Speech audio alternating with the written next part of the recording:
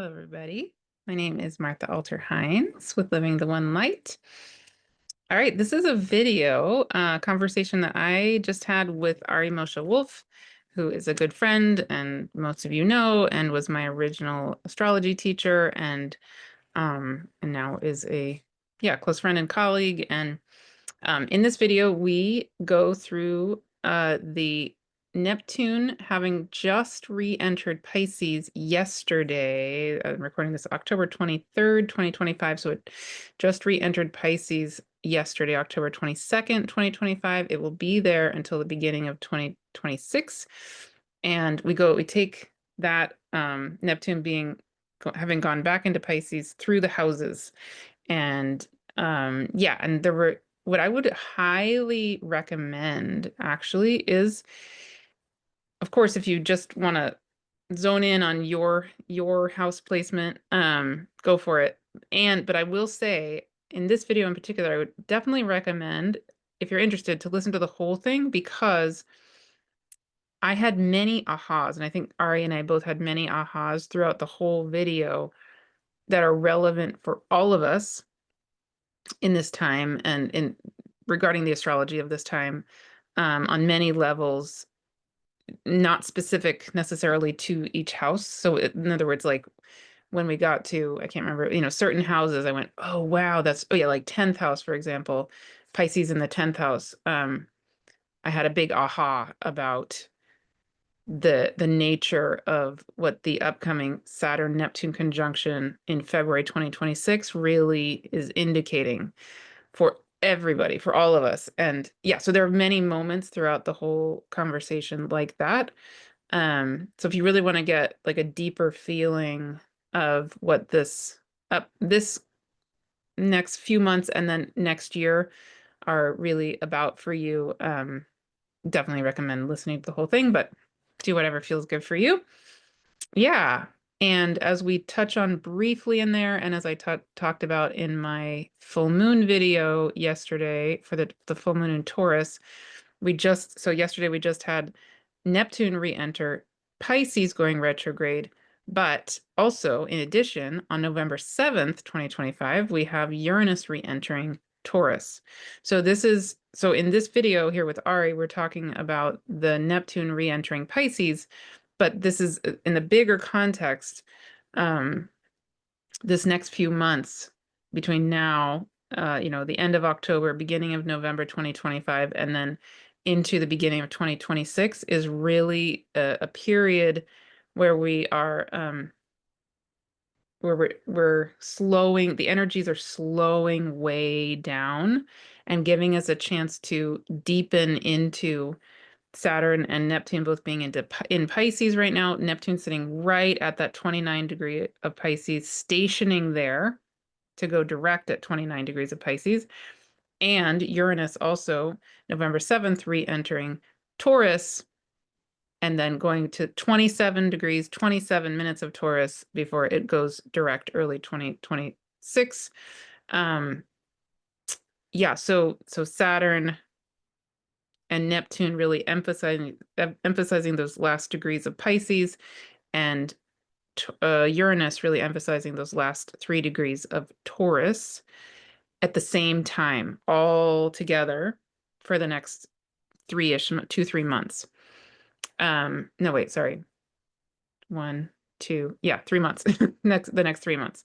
So this 3-month period is really, just has this energy of pulling back, gestating, going deep, very, very definitely related to the fact that we happen to now be in Scorpio season, in addition for the coming 1 month, and what Kelly Kolodny and I were talking about with her sense, of this being a time of going into the divine womb. And, she's holding this divine womb journey. It's like perfect. It's all the same. So Kelly's instincts really match up with the astrology of now, really match up with this conversation that Ari and I have in this video, really match up with this being Scorpio month right now as well. I mean, there's just a lot of this repeated themes of right now being really, really supporting us to step back, go deep, find our true essence, our the essence of our actual divine truth of who we are, because the energies of 2026, especially February, end of February 2026, and moving on, have big emphasis on start, beginning. And then the middle of 2026, which I'll talk about in future videos, it has this Uranus squaring the nodes, which is a really like radical newness energy also to it. And yeah, so that's coming, right? Like all this new start energy and kind of radical shift energy is coming in 2026, but this time the ending of 2025 is absolutely on a cosmic level supporting us to go deep. Take a moment, take a breath, find our inner stillness, our inner truth here. We even have three-eye atlas right now, behind the sun, etc. Blah blah blah. All these things, right? Same. So, yes. Okay. So enjoy the conversation with Ari. Love to hear your thoughts, how it is for you. See you soon. Hello, everyone. This is Ari Moshe Wolfe of Heart and Soul Centered Astrology. I'm here with my friend Martha, and today we're going to offer our perspective on Neptune moving retrograde into Pisces through the 12 houses. So, welcome, Martha. Really glad to be sharing this with you again. Before we jump in, just a couple announcements. Check out the description. The EA conference begins this week, Thursday to Sunday. You can join the entire conference or just enroll in individual lectures. You can also learn about my sessions, my training program, my community membership, and my newsletter will often write articles along with these teachings. Martha, are there any links or events that you would like people to know about? Yes. December 5th, I'm holding a free gathering. I would love anybody and everybody to join us for that. It's going to be me, Kelly Kolodny, David Clements, John Ryan, and Julia Balaz. So like an amazing group of people coming together. December 5th, Mm, free. I'll give you the link. awesome. Yeah. And of course, if you're not familiar with Martha's work, check out the description. Living the One Light. She has a YouTube channel and her own classes that are always ongoing. So all of that below. Okay, so I feel such a deep sense of the sacred with this transit, with Neptune moving into Pisces. And we were, chatting just before, and you were bringing up how, besides for this happening, Uranus is also moving retrograde into Taurus. What in November? November 7th. Yeah. Yeah. So it really highlights the sense of there's so much culmination, like Neptune and Saturn completing their cycle, Neptune in its final degree of Pisces until next year, Uranus finishing its time. So just the transits couldn't be more clear. This is a culmination time. That's the archetype. And it couldn't be more clear that next year is the new cycle time on so many levels, on so many fronts. So, do you want to share any more thoughts on this and introducing this topic of Neptune moving retrograde into Pisces? Sure. Yeah. I mean, I just think it's so perfect that we're doing this together because we earlier when we were coming up to the lunar eclipse in September, we did a lunar eclipse through the houses, right? And now this Neptune re-entering Pisces is exactly opposing the solar eclipse, which was the second of the two Yeah. eclipses in that eclipse season where we just did this, right? So actually, Here, for I'll show the visual while yeah. you're talking about that. Yeah, I'm just thinking that this is the perfect follow-up to that, right? Um, and I think it's amazing that and just amazing cosmic choreography that new moon at the solar eclipse on September 21st, 2025 was at 29 degrees of Virgo, and now we have Neptune re-entering Pisces, and it's going to, like you said, going to be sitting right there at that 29 degree. It doesn't even go back to 28 degrees of Pisces. It just sits there at 29 degrees of Pisces until it re-enters Aries in early 2026. So it's going to be basically opposing where that new moon was at the solar eclipse this whole time. It's just going to be sitting right there opposing that point, right? Um, yeah, that feels Let me show everyone that. So yeah, Neptune right here. It doesn't go further than 29 degrees, 22 minutes. mm, And that yeah. happens, it stations direct on December 10th. Mm. Yeah, right. Um, Beautiful. So it's like that, whatever that 29-degree Virgo point is or was or, is in our own charts or is in existence, it's getting highlighted and just so like mirrored by this Neptune at 29 Pisces too, right? So there's something, yeah. And I know that you have thoughts about, do you want to share any more about what you said that you've talked about that in some of your other videos, but Hmm.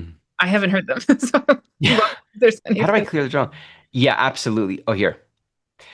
Um, I mean, the core theme that I see here, just appreciating that it's staying at 29 degrees, and that for the majority of the time that it actually regresses into Pisces, it's like it's slowing down. So everyone feel that quality, right? It's like it's not just moving through Pisces, it's going into Pisces and stopping.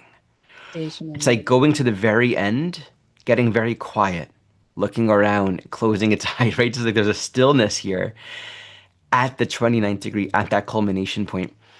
Just weeks before Saturn also moves direct. So both Saturn and Neptune are in the final retrograde. They're both getting progressively slower, which means the conditions of our life are sort of, whenever a planet stations, I always say that it's like that planet's conjunct itself. It's like putting your finger on it. There's a lot of focus of attention and energy swarming really towards that particular planetary function. Our awareness is drawn there. Yeah. So it's like, something is becoming very present right now. What's here? What's changing? What's beginning to move? And this happens inside. Something is beginning to shift. So the Saturn Neptune phase in this really deep, slowing down, profound turning point says, the ultimate circumstances of our life, the greater trajectory of where we're going and our destiny, who we are, what we're here for, the holy purpose that we all have in our life. What's happening right now is cleansing us for that, is preparing us for that. And the more I sit with it, and check out my recent video on this topic. If you have any as well, please let me know and I'll post them below and above. The more I sit with it, the more I feel like this is a transit of purification and cleansing because we want to meet the conditions of our life as they are right now. The deep healing and the teachings that they're offering. It's not just like a teaching, like we're arbitrarily learning a lesson. Like today I had a math lesson and I learned how to do multiplication. Like the lessons that we learn on a soul level are about bringing our karma to completion. We have years of experience where we're just sort of struggling or toiling with like something we haven't quite seen in ourselves, a threshold of self-awareness that we haven't quite met. And once we've met it, we can move on. And I think there is great promise, personally and collectively, in the signature for many of our dreams and just the greater knowing of what's potential to begin to come together. But we have to allow ourselves to be humbled and to surrender to the ways in which life is helping us bring things to completion right now. So to be thorough, to be grateful, to be trusting of the circumstances is a huge quality because that quality of trust makes us available to be more emptied out. Like we can actually recognize that life is sort of here to purify us, to make us more empty, to make us more available for all the goodness that wants to come. So yeah, I want to say something with that because you're using almost identical words to Kelly Kolodny, who I did a video with yesterday. So, Okay, so you know, posting that right there. yeah, there, there. Um, yeah, so I was mentioning to you before we started recording, Kelly is not an astrologer, right? She channels Angel Raphael, and anybody who's not familiar with her, I highly recommend the video that I did with her yesterday. But what she's getting from the spirit world is, and that this time right now, leading up to kind of December-ish, um, for her, she's being guided to hold a womb, a womb, divine womb code Mm. journey. And so she's really, I mean, in that video, she's literally saying this is a time where it's really important for us to empty out. She's saying the exact same words. And because if we're coming into the kind of the purity of who we are, we have to let things go, right? And so she was talking about very concrete things like advice of maybe having time where you turn off your phone and just get literally quiet and still. Um, and what's so I think that's an amazing little coincidence. But also what's been coming through for me is that I've also been getting asked to be relatively still in this month myself, but partly because, and I think it's all tied, what I'm being shown is that December is a big moment, especially specifically December 19th. My guides are very clear about December Huh. 19th. Yeah. Which, yes, very, yeah, that anyway, yes. I'll say things astrologically in a second about that.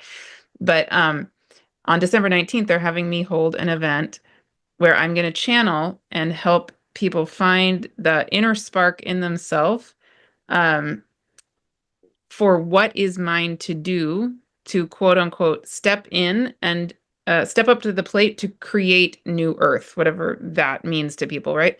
So Hmm. it's like, so what I feel happening right now personally is that I'm feeling the Neptune Saturn conjunction, which is happening. It's not actually happening until February 20th, but I feel the energy of it there, and it's already like reverberating to now. But the thing is, it's like you talked about in one of your videos, this time of germination being right now. It's like we know that there's gonna be the new thing over there, and it would be so, on one level, so exciting and fun to just jump, to like, oh, here's the manifested new thing.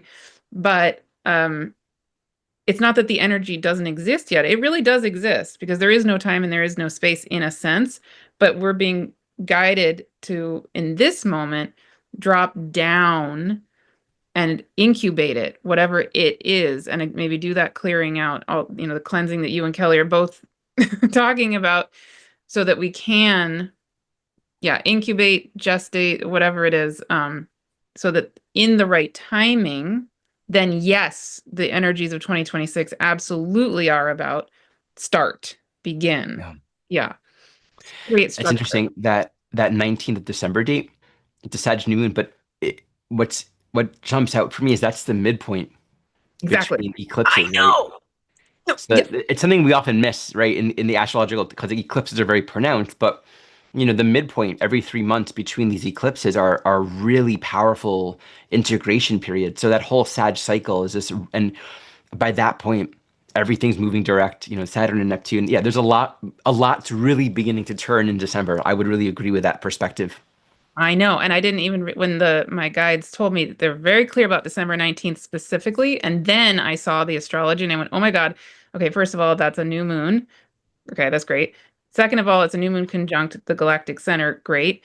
It's also, but then I realized, oh my God, it is precisely squaring the solar eclipse at 29 Virgo, and it's actually out of sign squaring the Saturn Neptune conjunction. I went, oh my God. And I don't know that you're following Three Eye Atlas, but it also happens to be the exact day that Three Eye Atlas will be making its closest pass to the Earth. And I was like, Not familiar, but yeah, let's just share that briefly because I mean it's exactly squaring the yeah, Saturn Neptune, and it's I know. exactly squaring the eclipse point. So Yeah, yeah, there's a lot of power in that. yeah, right. Yeah. So I wanted to share one more thought on this.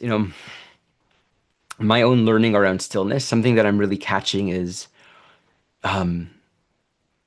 I think stillness happens as a natural function, as a natural movement when we've done our work. Like I've had so many, especially if I think about like my early 20s, meditating a lot, and there was more of a separation I feel in my own spiritual practice and my life.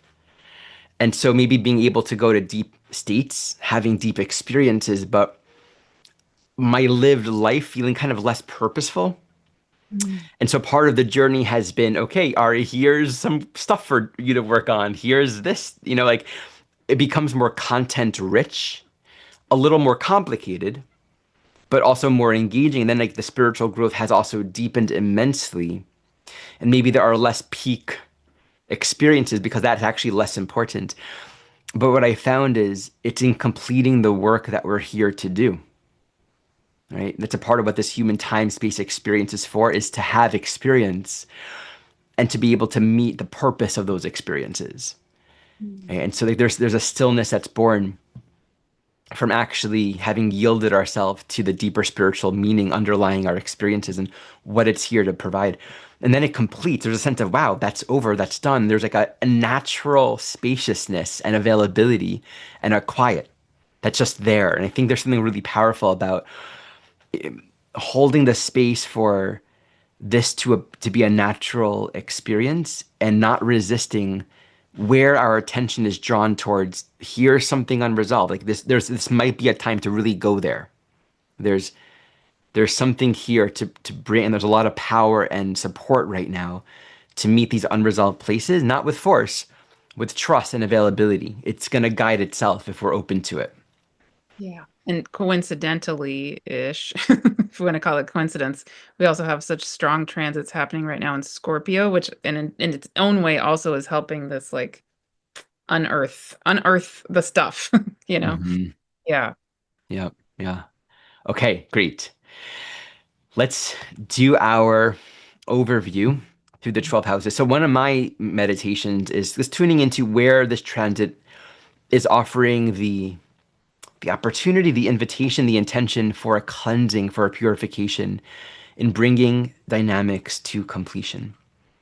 Are Mm. there any meditations or reflections that you're bringing into this analysis? Yeah, I think the other part coming for me is when I think about Neptune re-entering Pisces, where Saturn is already sitting, right? And the fact that we have them both re-entering Aries early 2026, meeting February 20th at 0 degrees of Aries. Part of what I think they're doing as they're back in Pisces is they're getting to you could say cleanse, or you could say bathe in the Hmm. womb of the divine, in divine, and the divine Pisces. And so it's like, so what I feel it when I feel into that, it's like, what, as Neptune and Saturn kind of get bathed back in the divine God, whatever you want to call it, what is the opportunity there? Like, what is it that they're getting to re-emerge themselves into before they emerge Hmm. into that zero Aries point, where it's kind of that start feeling, and that they create the structures of the divine, but it's we have to seep ourselves in the So divine, beautiful. right? Before I we. love that angle. Hmm. Considering this as like a stationing at the end of Pisces, it's like really getting quiet and still and resting in the divine. Hmm. That's a beautiful perspective to hold. I think this transit can bring so much spiritual vision and insight and kind of greater clarity for the entire cycle that's led to this point. Yeah, and sorry, I want to say one more thing. It's Please. like I can imagine a lot of us feel it's like it's true for me. I'm guessing it's true for a lot because I've been hearing this from a lot of people. It's like this sense of it's almost you can feel the mirage or the outline of what you get this feeling like, yeah, there's this thing I'm meant to do, and I can't quite touch it, right? And Hmm. so it's like, okay, cool. I think we've been in a mode where we've been in the like get it we've been trained to think that those answers are going to come from the rational mind, but I think this transit is really helping us to get it. Wow, no, this is a time where that the new stuff is coming, but we don't really probably want to construct it from our rational mind, at least in my opinion, because if we keep doing that for our world, that's not really working so well, in my opinion, right? So it's like, what is the intelligence of the divine really? And I would say even with Taurus, Uranus going back into Taurus, what's the intelligence of the earth that's trying to then emerge next year in form, like in concrete ways through us. You get what I'm trying to say? Yeah. Yeah. So like giving ourselves this chance, like to dream, to feel it, to feel the visions, to feel our connection with the spirit world. And yeah, there's other ways of knowing. Letting ourselves be dreamed. Maybe that's the best way to Hmm. put it. Hmm. Yeah. Hmm. Yeah, I love that. Letting ourselves become an instrument for something greater than us. That Yes. also resonates with our deepest longing, our deepest heart, our deepest truth. Yeah. There. And the disillusion of the ideas that we have about where things need to go and how it's supposed to look, what's true is much greater than that. We have Yes. to trust that. We have to allow ourselves to be held. Yeah. Because ultimately, it's like we're not who we think we are. So let's not get in the way too much. Yeah. I could give a 10 seconds super Go quick. for it. Yeah. So like just to make this super concrete from myself, right? I'm sitting here, it's October 2025, So I'm gonna and let my dog out. Keep on talking. and I normally um when I'm planning ahead for the year ahead for my business, I by now, even months ago, I would have had the whole year of 2026 planned ahead. I have nothing planned ahead yet because my I do everything by my guidance, and Ah, they've been showing me what they're showing me actually from my business is this redwood forest, and that my business is a redwood forest is essentially energetically. Um, but what they're really adamant about right now, they're having me just rest for the month of October. They said rest in the redwood forest and listen to Gaia, and let the trees themselves, these energy trees, not actual trees, let the forest just nourish you, bathe you, hold you, and tap into the reality that what you're meant to be doing is actually known. It is the forest. It's not you. It's not Martha. yeah. So there's this, it's like I have to switch modes right now, and because my south node in Aries, my Venus in Aries wants to like charge ahead and do the thing and plan the thing and have it all worked out by now, certainly. But it's this other mode, right? And so it's like, yeah, whatever it is I'm being called into, what is mine to do, what structures I'm meant to bring into the world early 2026, it has to come from literally that redwood forest, Mm, right? love that. Yeah, it feels exactly like these transits, Yeah, actually. it's Hmm. beautiful. And I'm seeing this, by the way, just to add myself and so many others, there's that deep sense of 2026 almost feels untouchable. And I mean, we can go there. We're not going to right now. There are such powerful transits, unique in and of themselves next year. Yeah. So yeah, it's really cool having a shared perspective on that. All right, we're in for the ride. Let's jump into this analysis. So I'd like to invite you to start. Pisces, Neptune retrograde in Pisces in the first house, and we'll kind of tag team with each other. Yeah. So just to get to the essence for the sake of time. Okay. So let's try this. Um, yeah. So wherever Neptune is going to be re-entering Pisces, Saturn is also there. So it's like, so I'm feeling that again, that the energetic of the Saturn Neptune conjunction sitting, they're not quite conjunct, but they're sitting together in whatever house this is, probably, right? So if it's in the first house, then it's like, yeah, it's like I want to go to, wow, what is your, when you go into your dreaming about who I am, what is my identity? It's like, where does your soul, like if you let yourself drop deep, deep, deep into your own soul self, your own soul being, it's like I want to help support this person to go layer by layer by layer by layer down until they find the essence of I am, whatever that is. Mm. And it's like I would want it to help you to just sit in a like an incubation time, quiet moment to find yourself, your literal self, your soul, and maybe even feel it face to face in some way or feel it deep here. What's there for you? Beautiful. I think this transit can really bring up that sense of confusion around what can I do? What am I supposed to do? Like there's a natural semi-sextile between the Pisces and the Aries archetype. So Pisces in the first is like, I'm here to do something, but Pisces, Saturn, Neptune, balsamic, retrograde, stopping, like what? So I think it can really highlight this one, a sense of a frustration. I don't have the first house stamina, strength, the courage to really move forward and do what I need to do, or I'm not sure what's worth doing. So there can be a sense of weakness and even fear. This quality of stillness is almost to bring us clarity around there is work to do, but this work isn't fueled by your illusion. This work isn't fueled by a sense of purpose that you're creating. So, what I would emphasize for this transit, there is a spiritual activism, a spiritual purpose. There is a way in which you're cultivating, claiming strength to do what in your mind might feel impossible or heroic. And we have to differentiate between like a self-deluded, I'm here to be this incredibly strong, powerful leader, like a deluded idea of purpose versus this purpose that might feel like, how can I achieve this or how can I do this? I don't have any strength.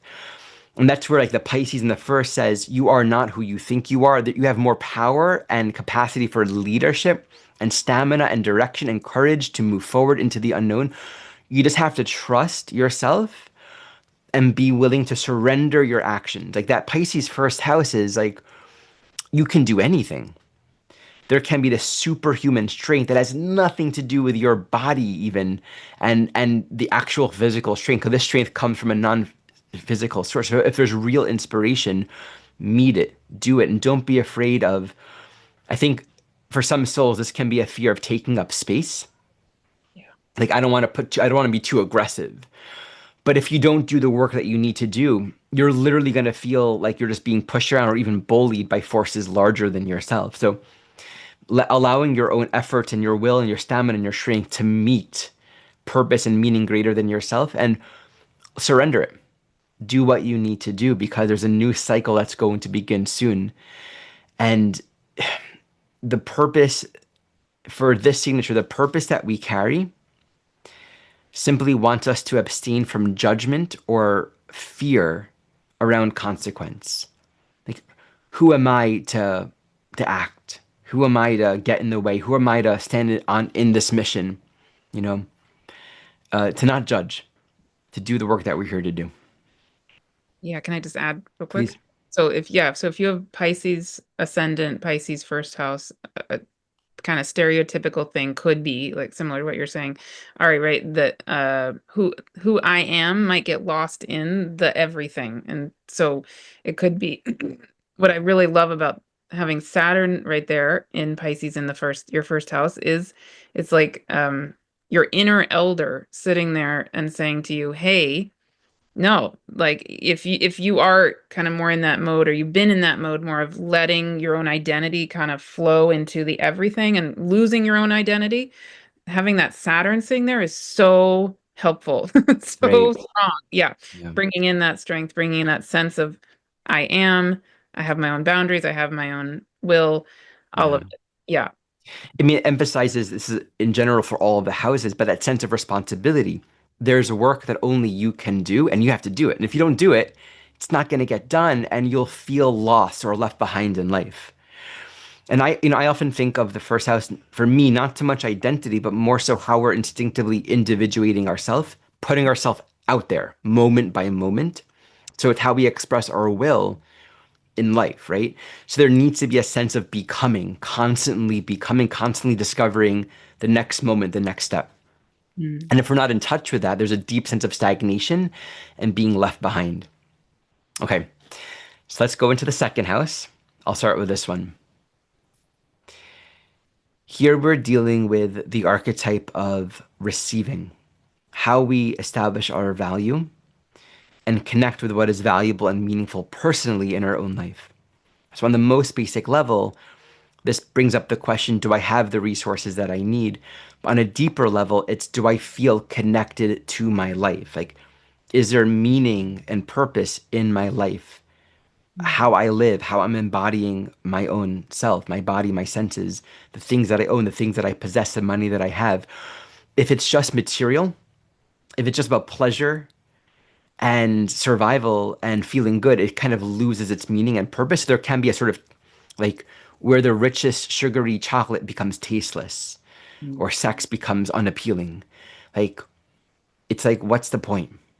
And if there's been indulgence or sort of a distraction from really honoring the sacredness of life, this can really bring up that sense of emptiness. And then the question becomes, in terms of completion and purification, two things come to mind. Where might there be a calling for simplification, letting go of that which is an addiction or distracting us from the simplicity and purity of our own inner being? Mm. letting go of a lot of things, literally. The other might be if we have gifts that we're not sharing. It's interesting. When we don't share our gifts, it creates a sense of lack and stagnation inside. And so then we think that we don't have something and we live in poverty. Pisces here is really emphasizing we possess richness on the inside, given from a deep place of inspiration. The challenge might be knowing how to circulate that in the world. So there might be a purification, like, you know, share your gifts, like literally just get out of your own way and get out of this little hermited isolation place and offer more of yourself. In that offering, we allow all of the cultivation, all the beauty that we've been cultivating to actually reach other people. It's like having seeds and not planting it. So plant the seeds, tend to all the things that you've been given, let it grow, let it flourish, share it freely without discrimination. That's the point here. It's like the gifts that you have are not yours to control. They're here to be shared, not in an indiscriminate way in the sense that you then get violated, right? Because the boundaries here are honoring the vessel, the container, the holiness. So that's where the alignment is. The indiscriminate quality is meant to be directed toward I am not here to judge who is to benefit from the love that I am. It's just that difference between hurting ourselves, degrading our self value, versus allowing ourselves to be filled with what is valuable and letting it extend in the ways that it's meant to, and not according to our own judgment. So the possibility of shifting either from a place of like empty wealth or just a sense of poverty and disconnect from feeling like we have the support that we need in life, that can begin happening now as we really begin to connect with what is the goodness that we've been given to give and to share and to tend to and to honor. Like the imagery that just came to mind is getting still and very quiet. Don't buy more beautiful pottery. Take the pottery that you have. You know, if you need to fix it, fix it.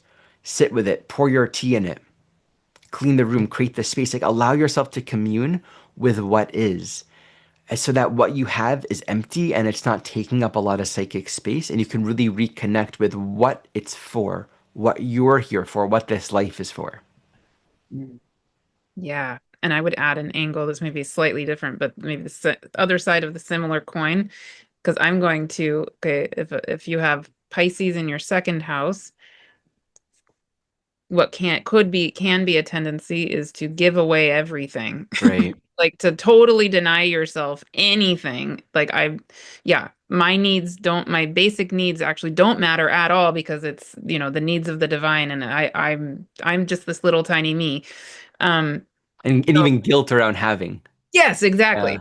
Right, exactly. So then I'm feeling like, okay, so wherever this Pisces transit is happening, whatever house that it happens to be for us, chances are extremely good unless you happen to have a 0-degree ascendant, right? That if you're using Placidus or Porphyry houses, or not whole sign houses, then the Saturn Neptune conjunction at 0 degrees of Aries will be in that same house. Right. So, so for this person with, yeah, Pisces in second house, they're eventually early next year, you're going to have probably the opportunity for new constructs, new structures around resources, around money, around self-value, and all those second house things. But in the meantime, it's like it can be really like exciting. Okay, I want to jump to that. Yeah, give me that new way of being with my money. Um, Maybe I really need money, whatever it is.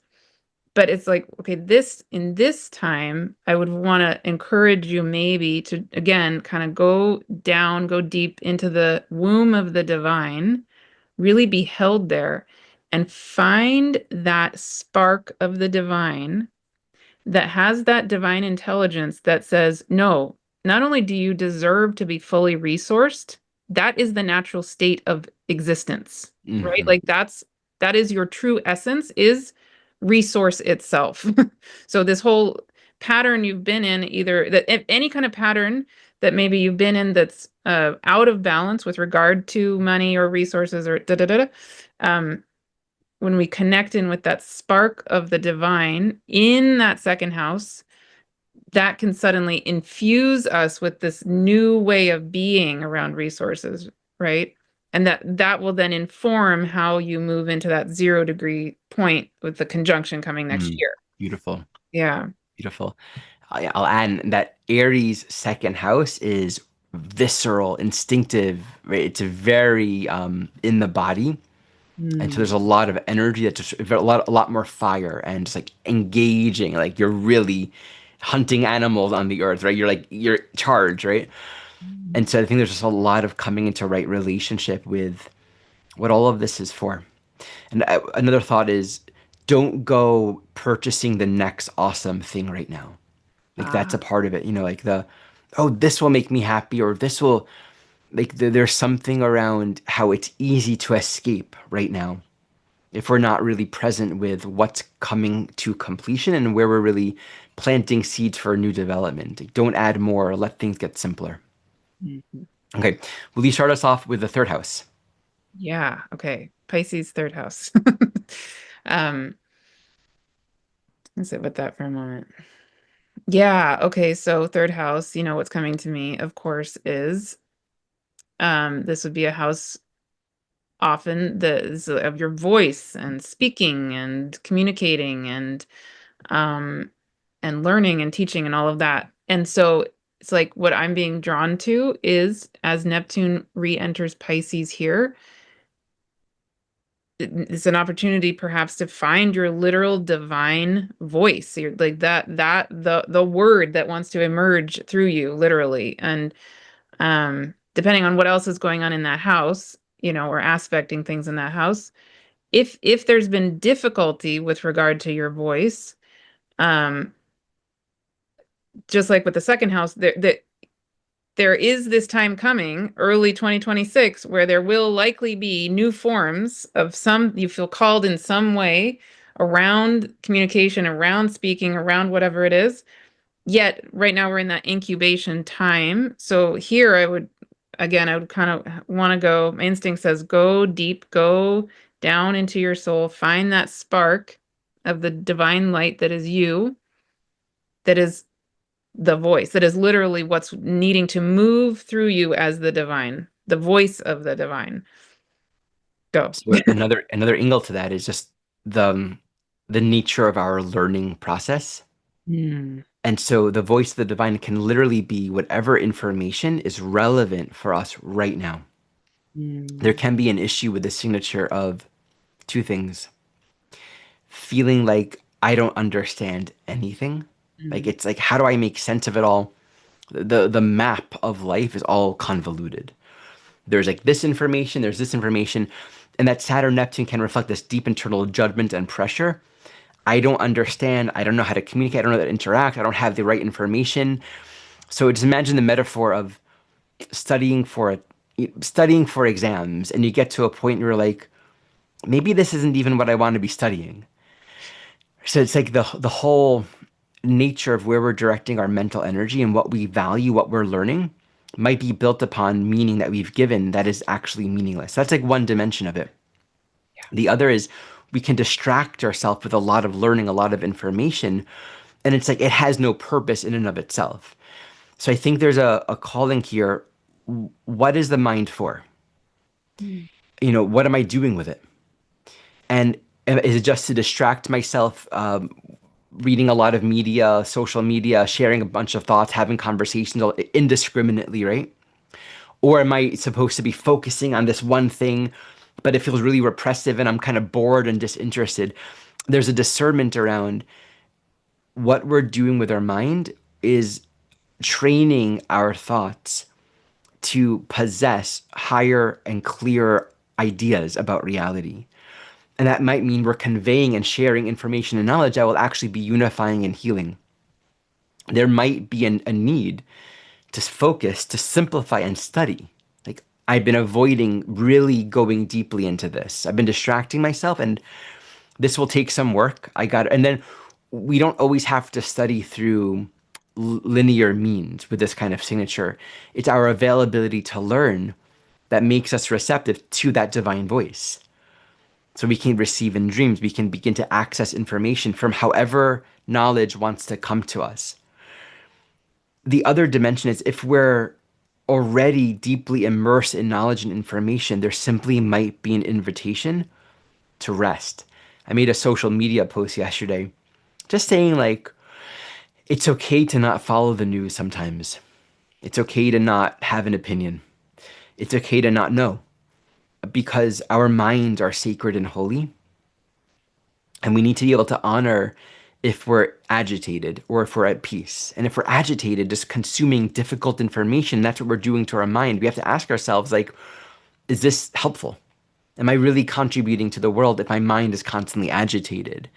So following the path where we can nurture greater congruency, and that might mean going deeply into one study, or it might mean just letting go of controlling the process and seeing where you're really guided, what's worth speaking about, what's worth learning about when you stop adding so much more. Yeah, and you're helping me kind of get this, right? That of Yeah. course, wherever this transit is happening, if we stay at a certain level, kind of not so helpful level, having Neptune coming back into Pisces, Saturn in Pisces absolutely could manifest as literal addiction for real.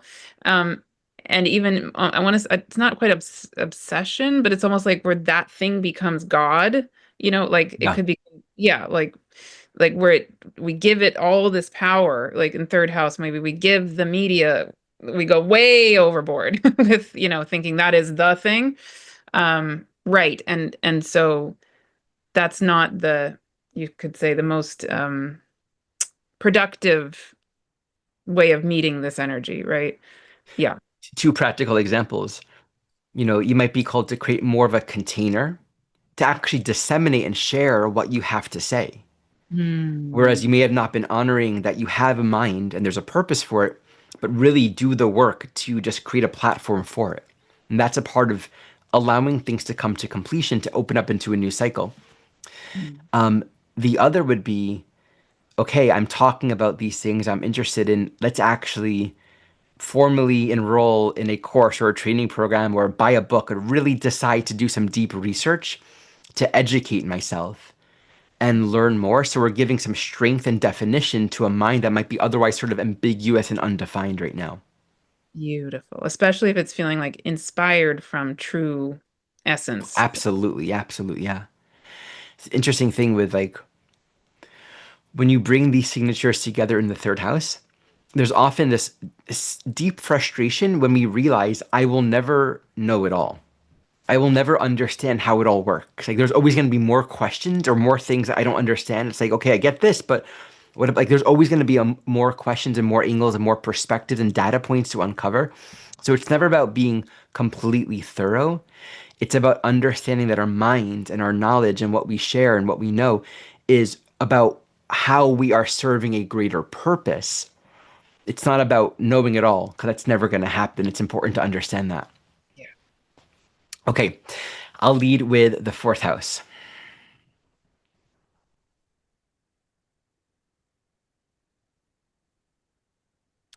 So I often speak about the signature as representing the orphan archetype, where there Mm. can be a deep internal sense of, okay, home is maybe a universal concept, maybe a very compassionate, loving orientation, but at the same time, feeling on a personal level that home is very ambiguous, where tribe, family, care, nurturance, it's like harder to access that personally.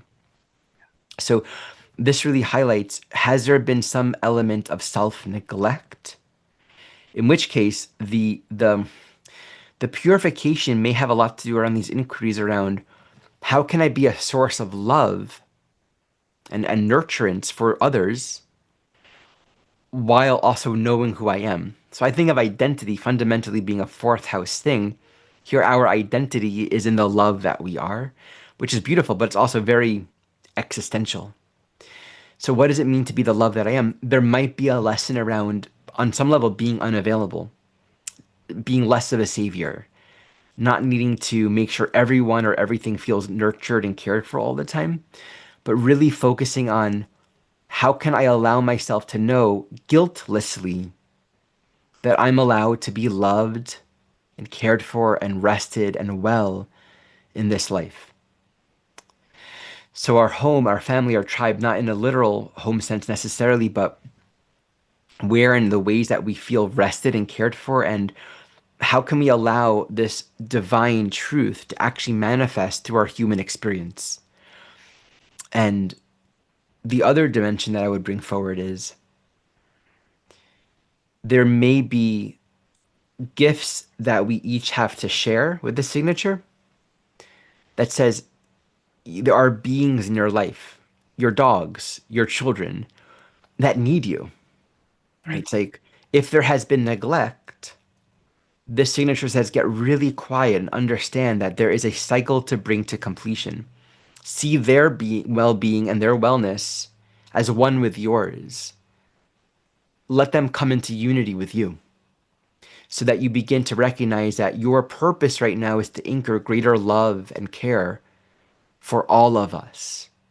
So if it's like overwhelming, too much responsibility, neglect, or martyrdom, like all of this is kind of bringing us back to a realignment. So if you have the signature, there's a teaching, a fundamental truth that you being well is innately synonymous with others being well as well. Mm. And to hold as a prayer that all beings know that they are loved. And just earnestly want to know, like, who am I? Like, I have Neptune in the fourth, so I have a similar signature. You do as well. Yeah. I, I have a couple of times I've asked, you know, just in the face of the challenges or dilemmas in life, like, tell me, who am I? You know, and I get the answer, you are love. Literally in the dreams, get that direct message. And I'm like, okay, great.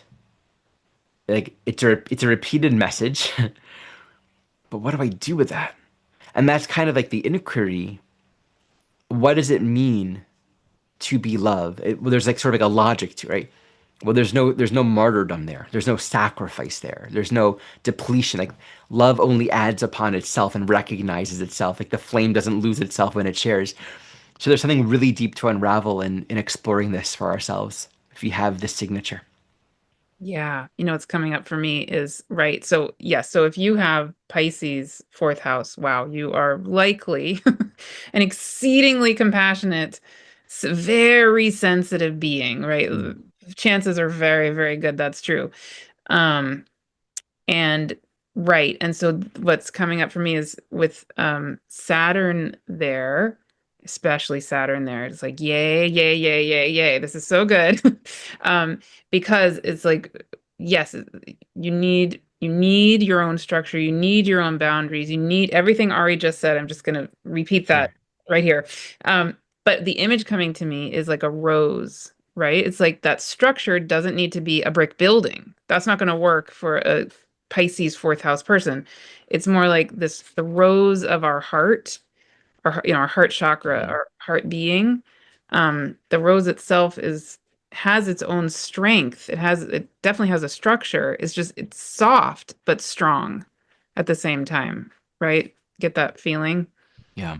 Yeah, to find but you need that structure because we know what happens if we just this signature absolutely could just give, Mm. give, give, give, give. Right, yeah, This is like sort of like the dilemma with Saturn, Neptune, and Pisces right now, and it's so good to highlight.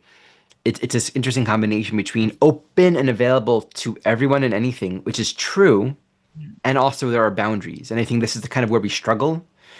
It's like the boundaries are more a way in which we're honoring the nature of the temple, but it doesn't mean the whole world isn't welcomed here. yeah, mm.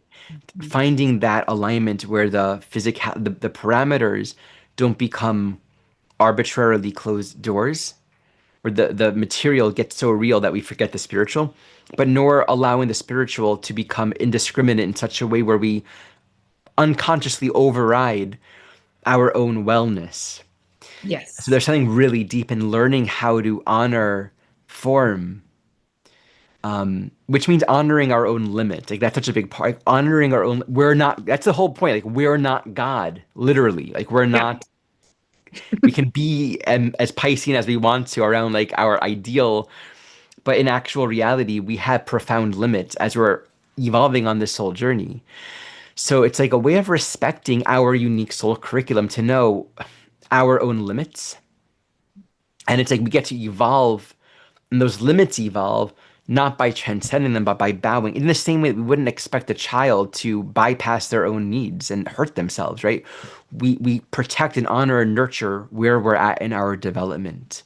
Yeah. And the temple is a signature that reflects that idea. Yeah. Spoken by two people with Virgo ascendants. Yeah, But there we go. And a very strong fourth house Neptune. Okay, you lead with the fifth house.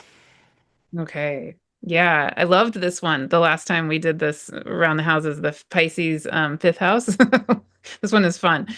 Um, yeah, so kind of similar to what I remember we said in the last video. It's like when I come to Pisces fifth house, wow. If that's you, there is so much potential for literal divine creation, like for real, you know? It's like I just get like lit up in my heart feeling this and the fun of it, the potential of being the like I'm seeing like cubs, like lion cubs, literally lion cubs, playing and dancing and fairies dancing with the lion cubs, and so yeah, so with that Saturn Neptune conjunction at 0 degrees of Aries coming up in February, I would guess, wouldn't be surprised if you're feeling a lot of creation wanting to be birthed somehow. It's like you feel, you can see it, you can feel it, you almost can touch it, but like not quite. So yeah, I would want to say with this one, I don't know, I'm like almost getting chills. It's like, oh, like start a dream journal or like, I don't know, like just take the next couple of months to just have fun. Like let anything arise from your body, like your actual body, your heart, your dreams, all of it. Let the spirit world and yourself play with all the like the infinite possibilities of what maybe one is actually wanting to be birthed through you and maybe try things out. Um, yeah, and again, just find that divine essence. But this feels very light to me. Like this one just feels, I don't know, what is it feeling like for you? It could be late. I think this transit could also feel very depressing Huh. and heavy Hmm. because this can really highlight in this placement a sense of not feeling connected to one's creative spark. Ah, Right? right. I'm not seeing my work has either like the external focus, no one's recognizing me, or like I just don't feel inspired, right?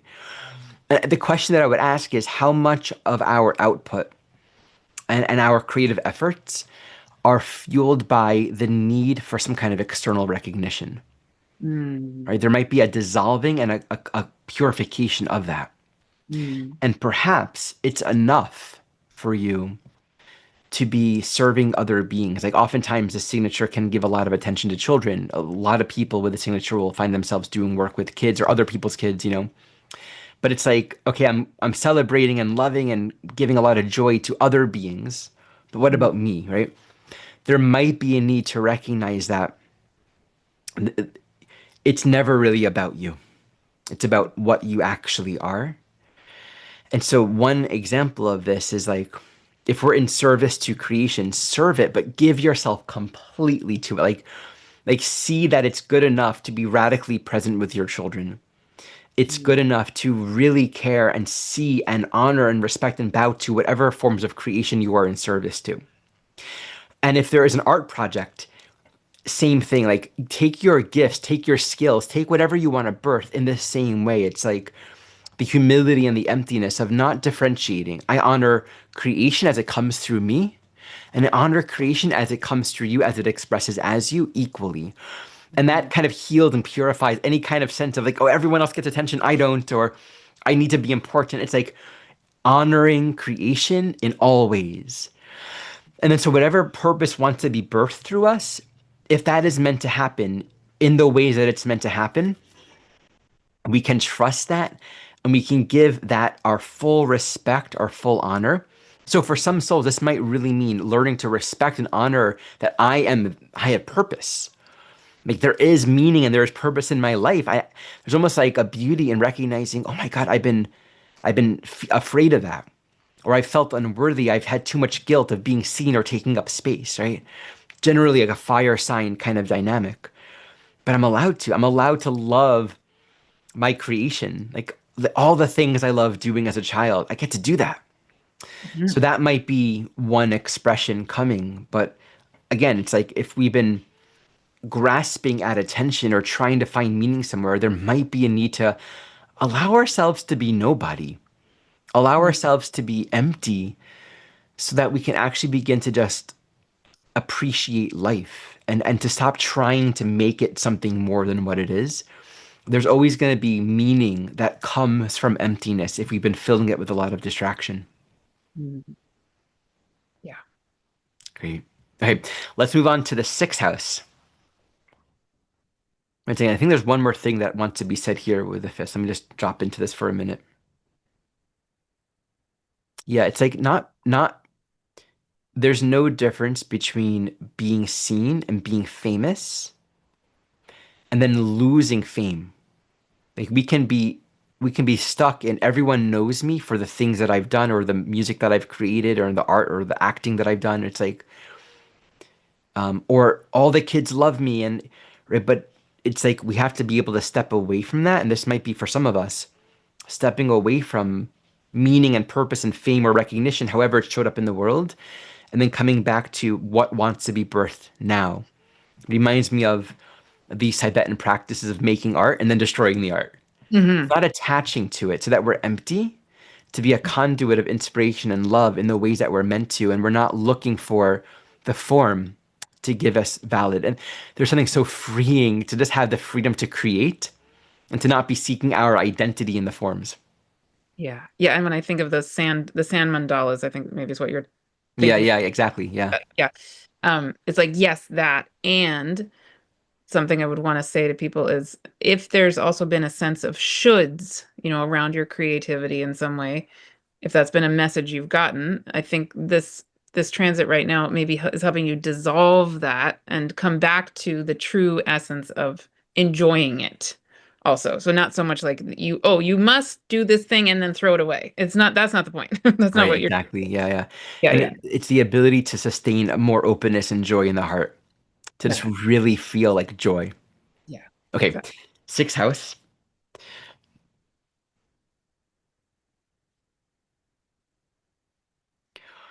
This gives attention to all the ways in which life requires ongoing maintenance and attention to the details. So this can express in the ways that we're tending to our life, our family, our body, our chores, like things that we got to do, and our work. Fundamentally, at a core level, whether it's literally like some kind of service work that we're doing or just like taking care of the chores, it speaks to bringing holiness and meaning into the maintenance. It's like the metaphor of sweeping the floors of the temple. So we're tending to keeping everything working and improving it as we go along. If we find ourselves becoming overly materialistic, like seeking some kind of perfection, it's like you're in the temple, but then like, you got lost in thinking like it was about brushing your hair the right way and performing the techniques just right and getting every corner and sweeping with this arm here 5 cubits from this arm, and it's like getting lost in the technique and the practices that just creates a deep sense of what's the point of all of this. It's like your diet and doing everything right and perfect. So there might be a need to realize all of the stress and the judgment that we may have placed on our life, letting this dissolve, letting this open up so that we can actually feel a little more space and permission and love in the existing perfection of our life as it is. On the other hand, if there's neglect, you got to do the work that you got to do. Like you got to sweep the floor. So it's just like the humility, bring your work to completion.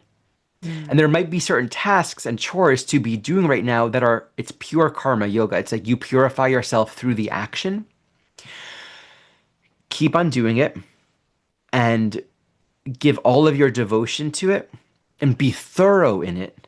But don't let that thoroughness become confused with perfectionism. Thoroughness means being present, attuned, aware, devotional. Perfectionist is neurotic and it's stressful. So that thoroughness allows us to bring the work that we're here to do to completion. And there might be a whole new phase of healing work and service or gifts that we're meant to share or cultivate, or a whole new spiritual apprenticeship and spiritual gifts that might be opening up for us.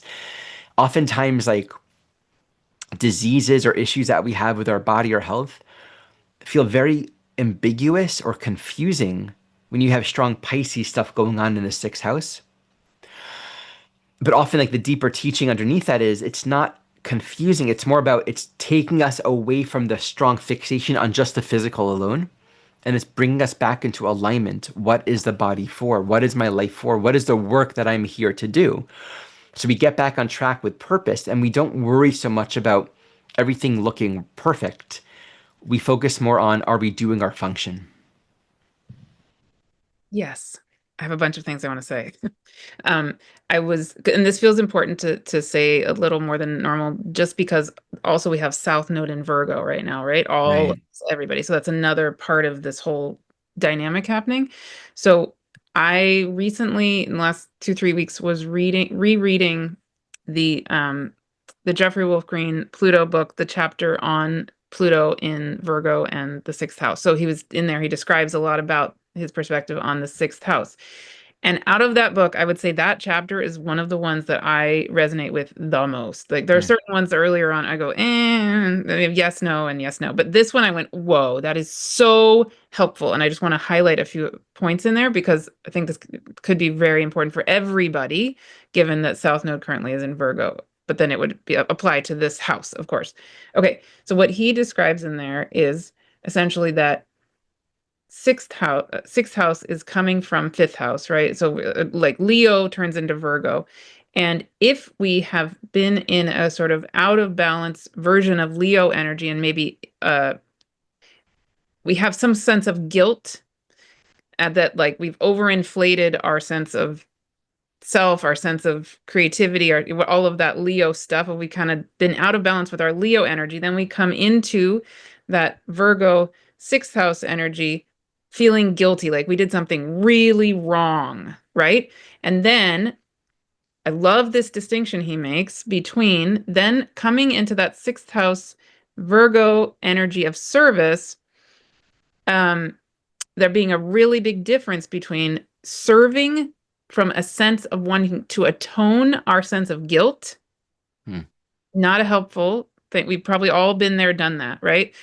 That's not where we want to stay. That's not true service. So the distinction he makes is that true service would be really in relation to a healthy Leo energy, but also in relation to the healthy Piscean energy that we are acting in service to truly our devotion to the divine or ourself as that we are an instrument of the divine. That's kind of the ultimate way, the ultimate thing we're trying to get to, right? So anyway, so I think that's a general helpful thing for me to remember.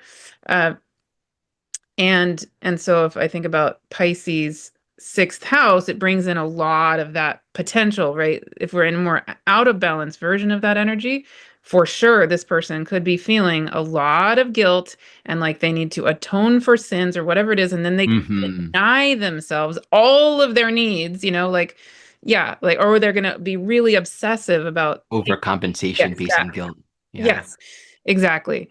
So, yeah, so then when we have Neptune going back into Pisces in this house, it's like, wow, I want if that's what's going on for a person, it's like, okay, this is a beautiful opportunity for deep self-forgiveness and healing around, and if there is that sense of guilt or there is that sense of, wow, I'm like over giving and like kind of obsessively wanting to only like serve them or so, whatever it is, it's like, wow, I want to soothe the nervous system Right. here. Yeah. That's beautiful. Yeah. And just, in terms of purification and simplification and closure, there might be work to bring to completion. It might be focus on the details, and it also might be just stop. Like Mm. how much of our work and our efforts are fueled by guilt, where we can actually recognize, oh, I'm done with that now. Time to move on. Beautiful. Mhm. All right, let's go to the seventh. I'm realizing we don't have much time, so let's make the second hemisphere quicker. Quicker. Okay. Yeah, seventh house Pisces, that's you and me. So, um, yeah, okay, stereotypically, right. If you have Pisces seventh house, you maybe give yourself away in relationships. So you have Neptune re-entering Pisces in this seventh house. And yeah, my quick version would be this is an opportunity perhaps for us to be finding that true essence of ourself and really being held with Saturn there, finding those boundaries, finding those structures, finding again, similar to the Piscean fourth house. It's different, but some similarities there. Um, yeah, what do I actually need? How can I have my own structures, my own boundaries, and yet be open to relating, not isolate, but anyway, yes, take it from there. Yeah, trying to do this fast. Yeah, I mean, we don't have to rush necessarily. Okay. Well, I mean, we should not rush, but we should be. There's an art and there's a skill to it. We'll see if we Yes, can do it. go for it. So, I mean, there's such a deep sense around the karmic contracts that we have in all of our relationships. Mhm. Each relationship has this unique curriculum where you can say in the ultimate sense, the destination of every relationship is love, is forgiveness. And to think about the relationships that are alive or active in your life right now, they have of utmost and great importance. But I think a part of it is there's been such a deep disillusionment process with this transit around the forms that it might look and how it takes, right? And the journey of, I can't be what others need me to be, and others can't be what I'm projecting they need to be. So a surrendering to I accept others as they are, I accept myself as they are, that Saturn limits what we can and what we cannot give, who we can and who we cannot be for others. So there can be this two dimensions, a deep sense of peace and acceptance that comes and allows for a sense of closure in our relationships. This can open to a new phase where there are possibilities either between two people or between people that we haven't yet met with this movement into Aries that allows for a completely new experience because we are not carrying the same judgments and baggage and martyrdom and sacrifice, right? The other is if your role or work in life is to be a counselor, there might be a sense of clarifying what am I available for? What is my true role? Am I here to help and save everyone? Right? So it's simplifying what's my true purpose and what's my true role. There can be a dynamic of guilt and overgiving with the signature that's being clarified around when I accept and love and trust everyone's journey, including my own. What does it look like to show up and our relationships can become more congruent because we're stopping a pattern of giving a lot of our time and our energy to save others or to be meddling more in feeding egos and projections, letting everything be as it is and keeping our thoughts clean and clear. So loving others by not necessarily getting as involved as we Yep. have, and Yep. it allows a whole new dimension to open up for us. Yeah. And again, since this is my signature, I have to say, from going back to my redwood tree forest thing, what my guides have been saying to me, interestingly, over and over again, is step back, hands off, get less Mhm. involved. I mean, in terms of my work, right? That I'm needing to take a more of a meta view or meta perspective, um, and yeah, hold more of the big space. So when I'm moving toward next year, and that redwood forest is kind of trying to say to me what is mine to do next. Yeah, it's very, very much exactly what you just said in terms of my work. Is that right? Mhm. The new form is going to be less involved directly, if that makes sense. Yeah. Absolutely. There's Yeah. one more thought that comes here. It's like what wants to be resolved that has been otherwise getting in the way of love, that's Mm. been getting in the way of unconditional love. And I think a lot of our idealizations of what love looks like might need to fall away. And so the simplification and purification might be the realization of, to quote Joni Mitchell, I don't know what love is, or I didn't know what love was, or whatever that lyric is, right? And so the openness to actually learn what it's like to love another as myself, to want for another person's needs and well-being, and to hear them and see them as love sees them, because that's what I would want to give. And that's like the clarity of that seventh house. we give not to satisfy people's projections, but we give from a place of I see you as the divine. And in seeing you as the divine, I'm anchoring and acknowledging who and what I am as well. But that sometimes means not depleting ourselves and kind of meeting on a lower level where a lot of the giving may have otherwise been fueled by a lot of attachments and expectations, right? So there might be a lot of clearing of that right now. Right. And I get the feeling of like I could fall in love with you again in a totally different way. That's Mm-hmm. right.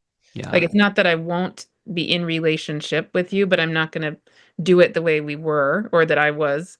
And now, wow, but now there's this opportunity to fall in love with the true you and the true me. Yeah. Yeah. Wow. Beautiful. Hmm. Okay. Would you like to lead with the eighth house? Sure. Um,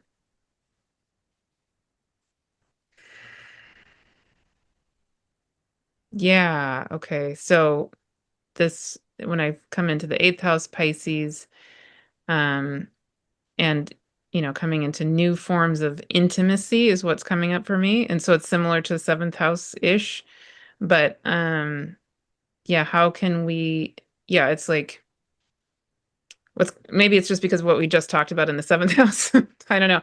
But what I'm feeling here is again an opportunity for releasing sense of attachment and like really coming into a place of forgiveness with regard to wanting to be in deep communion with another person, but also just with what the power of life is and with our own soul, our own deep essence.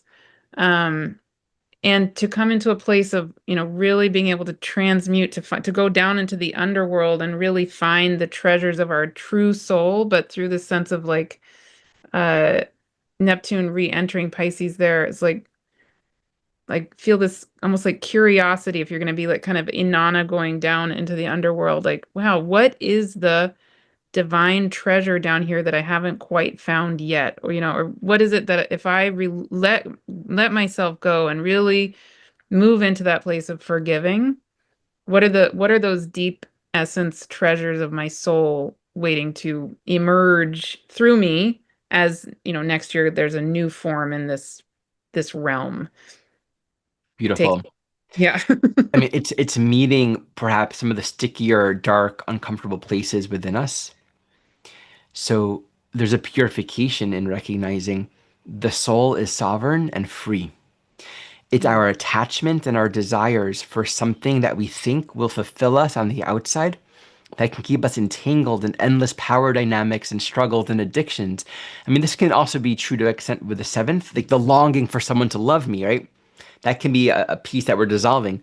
In the eighth house, it's this deeper sexual, psychological, emotional draw to merge with a symbol of deeper union and connection.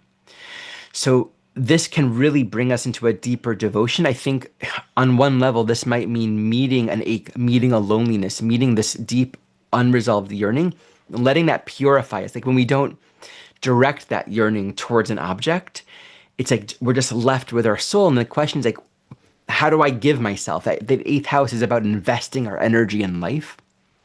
So there's a calling to hold on to less or to nothing, to let it all go so that we're not getting ourselves stuck. So this can reflect itself in our business arrangement, in our intimate relationships. So that's one dimension, this the simplification of where we're getting stuck or attached to whatever we're trying to find meaning through on the outside. The other is when we connect to that devotion, there's a deep longing to return.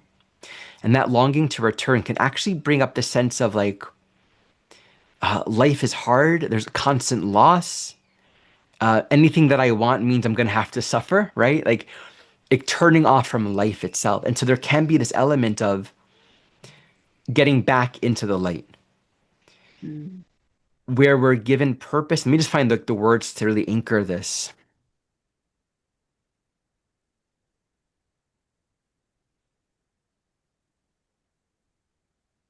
Where we find ourselves guided to go into places in this world where maybe there is a lot of pain, where there is suffering, where we're called to anchor the eternity and the resiliency of our soul essence in the face of darkness, in the face of addiction and pain and suffering.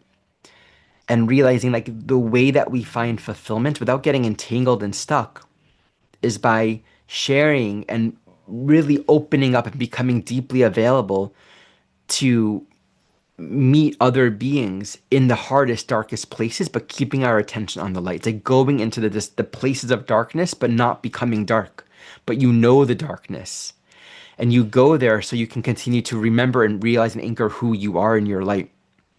If you're the kind of person that's been living your life going into the darkness to help save people, but if there isn't the boundary, that Saturn dimension, you might find yourself getting dragged down by addictions and other people's negative energies and then absorbing it, literally or metaphorically having sex with other people's karmic content. And now you're like carrying it, right? So there's a purification and cleansing and realizing I don't have to take this on. I forgive myself for staying in the light. I think we're sometimes afraid of staying in the light because we think we're leaving others behind. We Mhm. care, we want so much, we want unity so badly. This could be impersonally for the collective or for like specific individuals that we're attached to. Like we want unity so badly that we think if I stay in the light, I'm going to be betraying and abandoning people. And then it's like the metaphor of everyone, help me, save me, like the arms coming out of the graves, come help me. And there's deep purification in seeking our own light and not letting ourselves get confused about who we are. And this is where we might again have that calling to really enter into dark spaces, but with our light, getting quiet and still and seeing where that if there are areas in our life that need to be cleaned or cleared, existing relationships and agreements, bring clarity, reclaim your power from a clear place. This is not about I put up protection. It's about I remember who I am and I affirm that and I'm clearing this pattern and it's time to move on. And just to add, yes, second all of that. And I'm imagining, this wouldn't be true for everybody with the signature, but I can definitely imagine if you have Pisces eighth house, you may have been in, you either maybe even if you're not currently, but you may have been in a whole pattern of very intense relationships where maybe you have lost yourself, or you feel like you have, really merged with the deep pain, suffering, etc. of someone, or maybe they did with you, or both, or whatever it is.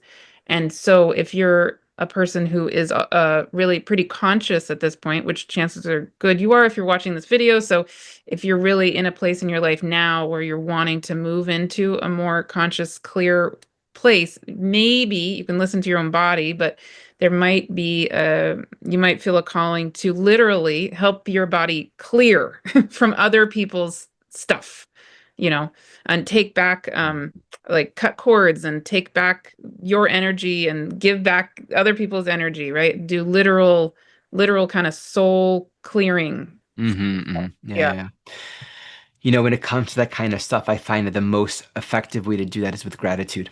Oh, Yeah, beautiful. I yeah. love that. Because every single entanglement that we've ever gotten into has been a phase of experience that has ultimately brought us to where we are now, where we're finally ready to remember the clarity and the purity of our being. Beautiful. So we don't let go with anger or resentment because that is not letting go. That Yeah. remains entangled. So there's a bowing and a thanking. So it's like we actually get to allow everyone to come back to their innate sovereignty and wholeness, which Yes. has always been true, but we just forgot it for a while. And we're Yes. just so grateful for that remembering. All right. We're in the middle of the eighth house. I had to stop for family commitments. So we're on the next day. And Martha, you were beginning to share with me this really neat insight about Saturn, boundaries, and spacing. So please share that. Yeah. Okay. So what I was saying is that for you, if you have Pisces in eighth house, um, I'm imagining Saturn and Neptune both being there now in Pisces. And actually, it's really cool. Today happens to be the day that Neptune re-entered Pisces now. Here we are, Oh, right? and the second day of making this video. Yeah, Yeah. second day of Gosh, making the yeah. video. Yeah. So, um, right. So what I was saying is that when I channeled Saturn in my Astrology 101 course last year, when Saturn was speaking, what it was saying was to sit, basically, it guided us to sit in the middle of its being, which is gaseous, right? Made of gas, and has the rings. And it was saying, yeah, just lay back in me and feel my rings holding you and feel how, and then it showed us like the parallel between the structure of Saturn with the rings and an atom. And it was saying, hey, I'm a reminder for you, even in your body, of the fact that everything has perfect spacing. So if you think of an atom and you think of the subatomic particles like the nucleus, the electrons, the neutrons, and the protons, right? If they all were to collapse into each other and not have spacing, what would happen? Like the atom wouldn't exist. So basically, Saturn is saying that part of its energetic is reminding us that it's not selfish. Like if we have Pisces anywhere, um, especially somewhere that's relational, like eighth house, we might have a sense that it's selfish or something to have boundaries, to need space, Mm. right? And Saturn there, along with Neptune, um, can help us remember, really feel it in our body, in our soul. What is the divine truth of the exact spacing that is right for us, for ourselves, and This is for the other? Yeah. Mhm. this is such a core piece with Saturn, Neptune in general. Like that question of how to create the right kind of boundaries, especially in the seventh and eighth, where it's so relationally oriented and we don't want to hurt, reject, abandon, betray others. Like there's so much oh, let me just forego boundaries or, no's or I'm not available or I can't give or I'm going to make distinction. Learning how to use distinction on the spiritual journey Yes. in a way that nurtures the path, and overcoming this fear of it being about like distinction is bad. It's a very important thing for I think a lot of us souls, Yeah, including me. including me. Yeah. Okay, so let's move into the ninth house. Are you open to leading that one? Sure. Sure. Okay. Um, okay, so drop into that. Since it's been a whole day, we're gonna Yeah. get back into the Yeah. momentum so we can take our Yeah. time. Yeah. Um, yeah, beautiful. Okay, so if you have Pisces in the ninth house, that's really cool, actually. So, what comes to me there, of course, is if you happen to be listening to this video, probably, and you have Pisces ninth house, you're probably a highly, highly, highly spiritually attuned person in all kinds of ways. And, maybe love exploring the meaning of life through all kinds of ways of connecting to whatever that is for you. Um, and it's early next year, you're going to have this 0 degree Aries conjunction theoretically in your ninth house. So you might be you might be feeling ahead that there's going to be some new structures or forms, possibly, with how you conceive of life, your belief systems, how you're wanting to explore the meaning of things. And so the thing for initially arising for me is now Neptune has moved back into Pisces in your ninth house. It's there with Saturn in Pisces in your ninth house. And so certainly it could be a time where you're held to drop back into kind of not knowing in a sense. It's almost like Ah, mm-hmm. letting it go. Yeah. Like if you Mm-hmm. have a set sense, oh, I believe this, whatever it is, maybe suddenly you have an opportunity to go, or maybe not. Where are you going Beautiful. with that? Yeah, so we can also think of our understanding of our life itself, our cosmology. And from a developmental perspective, what's happening in the ninth house is we're cultivating more experience and perpetually expanding our insight and our knowledge. And this again, it's life, it's the nature of reality, but it can also be any specific area. So there has to be a sense, there should be a sense of healthy, optimistic, there's growth, there's potential, there's realization. If we've given some sort of meaning, like this is the journey that I'm on, and this is what it looks like, and this is how it's supposed to go, then we've lost that spontaneity and that authenticity, that space that's needed along this journey to really have the openness for direct experience, to actually learn along the way. That quality of pilgrimage always requires some level of openness and availability to not know. And I think this can feel really daunting. So like, there can be a sense of I was following this teacher or this spirituality or these beliefs or these expectations of where the path will go. And oh my, I'm just lost in the wilderness and I don't know where I am right now.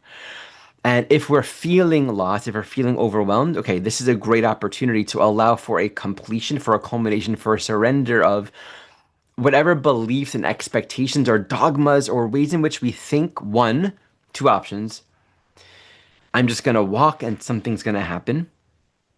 Or so it's sort of like a naive openness and expectation that it's all just going to work out.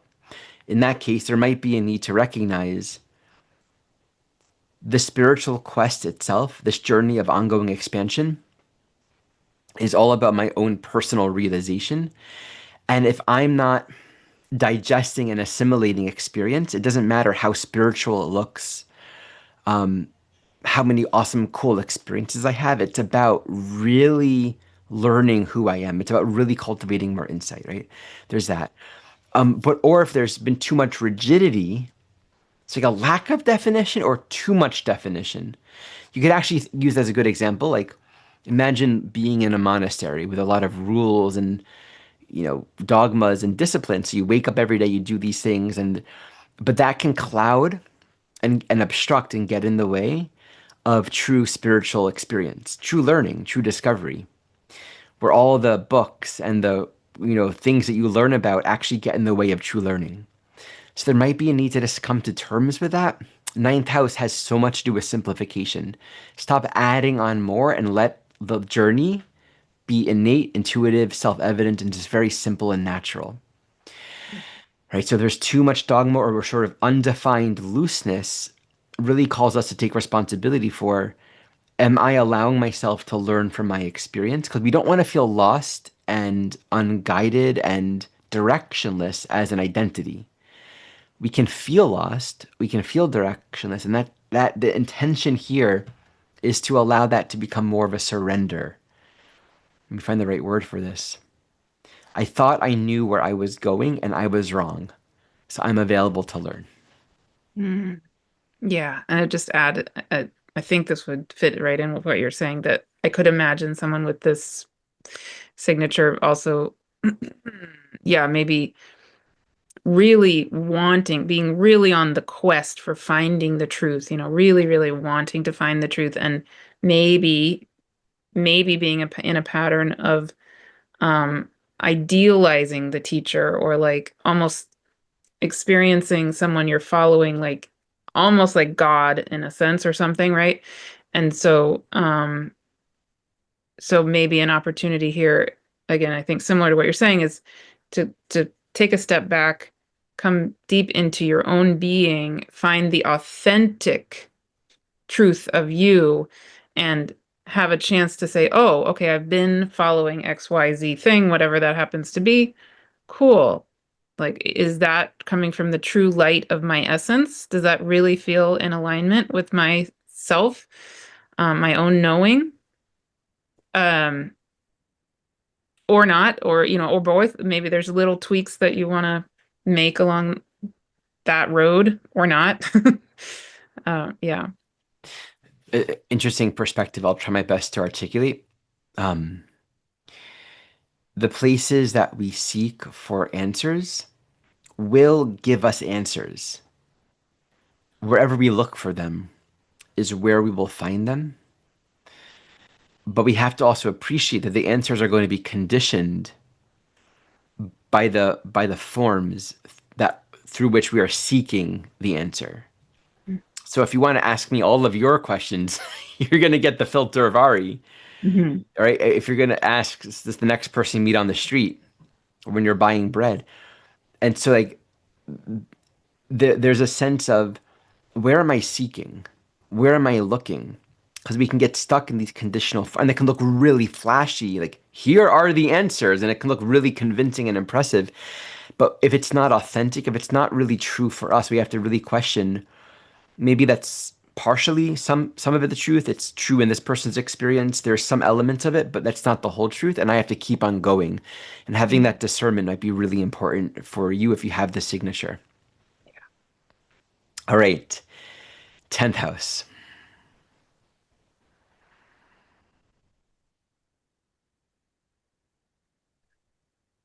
So, of course, this signature deals with how we are anchoring and crystallizing in our physical, earthly realm of experience, society, the roles that we're playing, a more pure, loving vibration.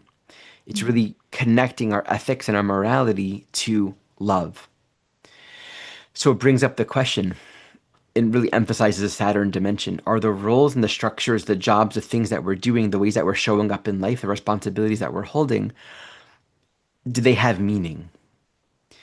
Because this signature can strongly reflect a sense of becoming overly conditioned by who we're supposed to be and the heaviness, the weightedness of these roles and this expectation. So this moving into Pisces, this it's again the stationing, everything's getting slow and slowing down right there in your 10th house.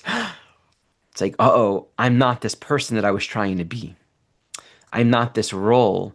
I'm not, and there's some one dimension is like the martyrdom, the sacrifice of needing to always do the right thing and a purity, but that coming to so much personal detriment, like a lot of sacrifice and martyrdom to make sure that everything's always loving and fair, but not having proper boundaries. That could be a really big piece. And interesting. So the boundaries that we don't affirm will be affirmed by something or someone outside of us. Like this is a very important Piscean principle with Saturn in there and Neptune here. It's like where we don't establish and choose the parameters and the boundaries within which we're going to live and operate, where that is not a function of personal choice is exactly where life by circumstance, by the fact that nature abhors a vacuum, some other conditional reality will determine that for us. So the same can go in the other direction. If we're not disciplined, if we just wake up and do whatever we want to do, we're going to condition our mind, our behavior according to the patterns that we just fall into with no kind of discrimination. There's no discernment. It's just kind of happening. So this is a real calling to take some reflection upon, did I just sort of become conditioned by the rules of the world, the judgments of society, my parents, my family, who I think I'm supposed to be, who others have told me? And is that real? Is this who I really am? So the forgiveness here can be immense and meeting some shame or guilt or fear. And if there's been a lack of appropriate boundaries or definition or discrimination, there can feel a sense of like I'm not getting to where I need to be in life. So there's a stillness here to really deeply introspect. And if there's depression, to deeply introspect, to actually know how to go within and come back to why am I here? What is it I'm really here to work on? Because the gem and what wants to really evolve and grow next year is there's work to do. Mm. This work might be a long-term process of self-development, but it's the holy work. It's important work, and you need to strengthen yourself to do it and be very clear with your time, with your energy. All of these things want to come into greater alignment. So there's a little bit of a rest right now to really see this clearly. Beautiful. You like said almost everything I was feeling. The one thing that jumped out at me just now that is relevant for all of us, I'm realizing, tell me if you agree with this.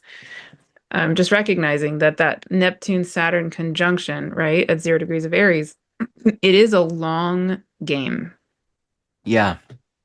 This is not it's setting it's a Saturn conjunct Neptune, what, for the first time in 35 years? What did you said? Yeah, 36 or something like that. Yeah. Yeah. So that conjunction in and of itself doesn't happen very often, number one. But number two, it's happening at 0 degrees of Aries, which is like never happens basically at that first degree of the zodiac, right? And Saturn in general plays the long game. Saturn is what helps us set things up Hmm. for the long term. So that is such a good reminder, actually, for me, even in this minute. I'm just realizing that, right? That yeah, what this newness that we feel coming isn't a sprint. It's like setting us up for this long, probably even maybe like a legacy beyond even this lifetime, right? Does that feel that way to you? I mean, I guess in the ultimate sense, yeah. Like what there's no there are chapter divisions in the schematic of the soul's journey, but like Mhm. there's something so deep about this particular phase right now, and it's just setting up a long-term journey. And I mean, we'll see. Everything has its own karmic momentum. Yeah, yeah, yeah, right. Yeah. But something about this being in the 10th house highlights that for me because it's 10th house, which is, associated with Saturn, etc. But in particular for this, for you, if you have Pisces 10th house, like what I would really want to encourage in general is everything Ari just said, plus just adding to that, that it's like, yeah, so you've got this momentum coming that you probably feel this sense like, wow, there's a something I'm meant to do in the world, or some way I'm feeling called to some construct or like a structure of how I want to do my work or whatever it is in society. And that's coming. It's there. Like the mirage of it is already, you can feel it. But the thing I would really want to say, and Ari already basically said it, is okay, but take this time to slow down, back up, because you absolutely, with Pisces in 10th house, definitely could have a tendency to not even notice your own truth. Like you could be so lost in the shoulds of society and what you feel like you've been told you should do, or how you should live your life, or what the next step should be. Like I would really want you, ideally, hopefully, maybe if you need to, take a step back. I mean, I don't know. I don't want to give more shoulds, anyone. Um, yeah, Martha take thinks I should rest. yeah, exactly that. Exactly. See? Right. And of course, in that case, it would be correct, but no, no. Listen to yourself. Listen to yourself. Yeah. Take a step back and really feel it. Like, again, what's that essence of the light of you? You are this is what my guides keep saying. You are, we all are, the the infinite possibilities of the true structure of what light is, right? So it's like literally infinite possibilities of what you maybe are being called into in this next phase. So take this time to feel that infinity, like literally Pisces, infinity, right? Neptune in Pisces, infinity.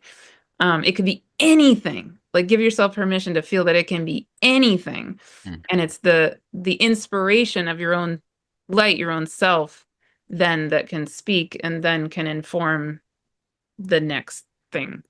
Yeah. Beautiful. Okay, so while you're talking, I was taking a look because I got curious when you were talking about the long game. Mm, Because even when Saturn and Neptune, let me share the screen here, begin to separate, Saturn moves into Aries, but then it goes retrograde in 2026, as it always will. Basically, until February of 2027, we can say they are conjunct. mm, Heck, mm. you could even say early March. So over a year. Wow. So, when's the moment? They officially passed that 10-degree orb if you want to be exact about it, which I'm not usually exact about it, but but hey, yeah, March. So, I mean, they get within 7 degrees of each other at the apex of Saturn's retrograde just before it goes direct. So, I mean, they're going to be in this very tight new phase, which really speaks to a lot of newness and subjective development. Like you don't really know where it's going throughout all of 2026. It's new, but it doesn't mean it's defined. It's clear. Right. It doesn't mean we understand it yet. Yeah. And you know what this is reminding me of, Ari?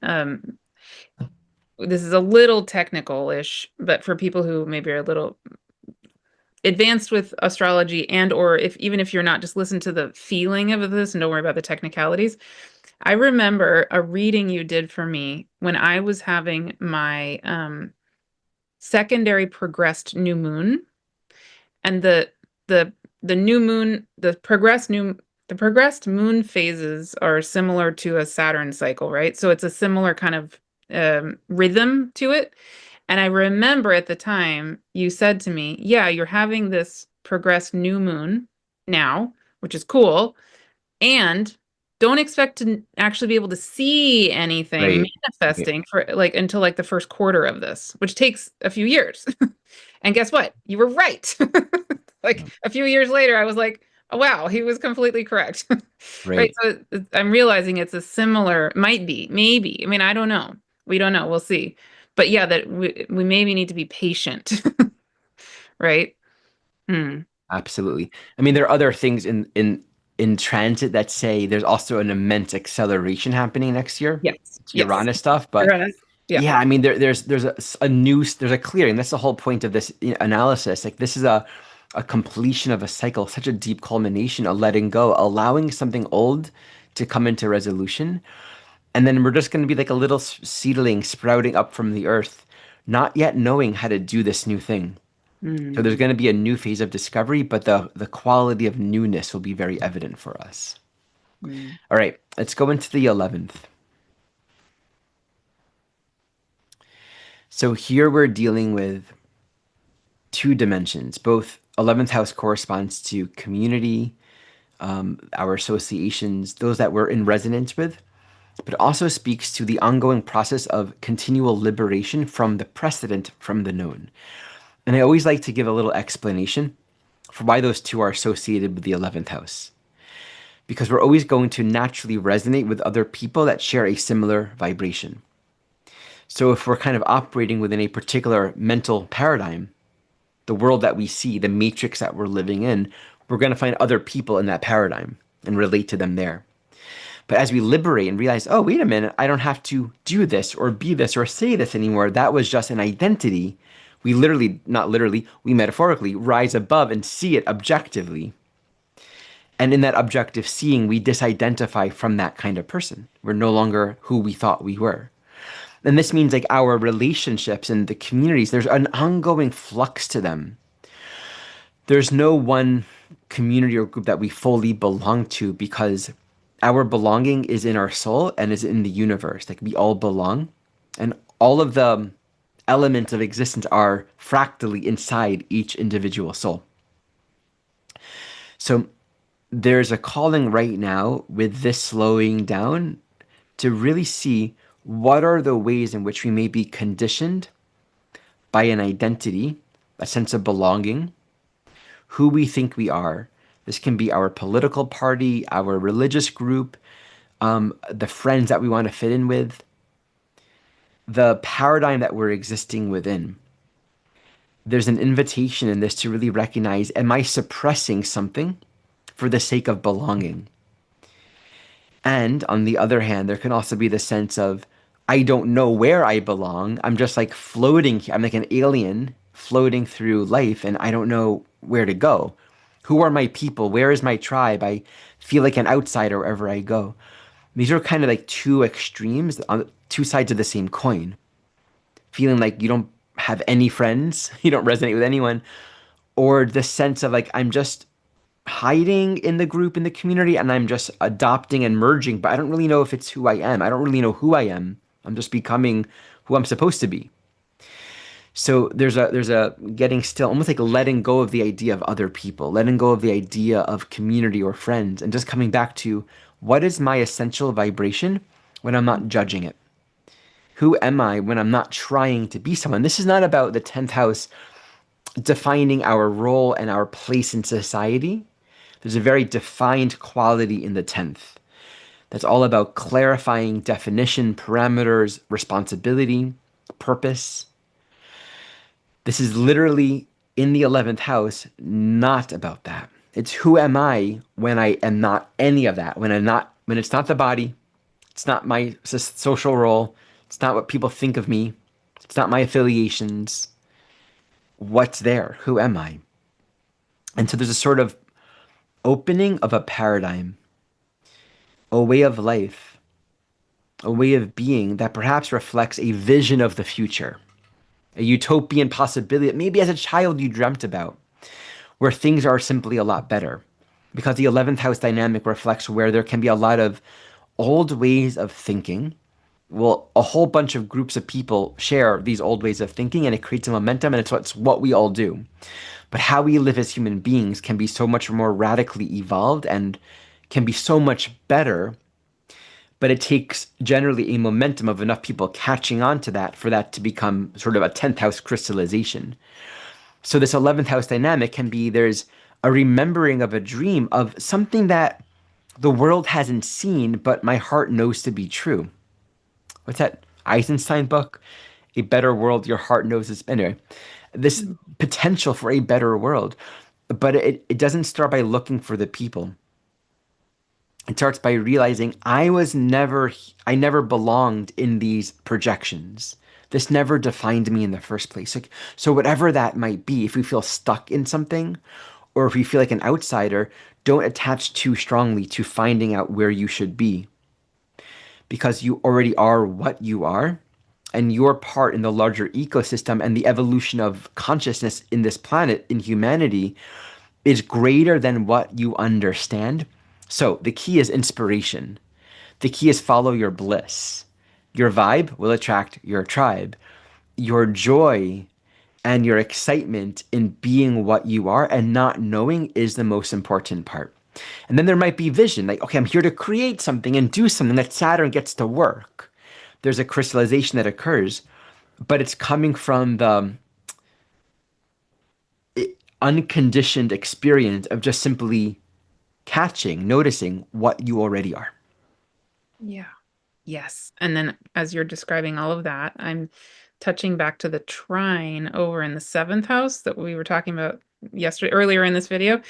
Um, and and I had a really big personal aha as we were having that conversation in the seventh house that I think is relevant over here in the 11th house, right? Because seventh house is equal relationship, 11th house being group relationship.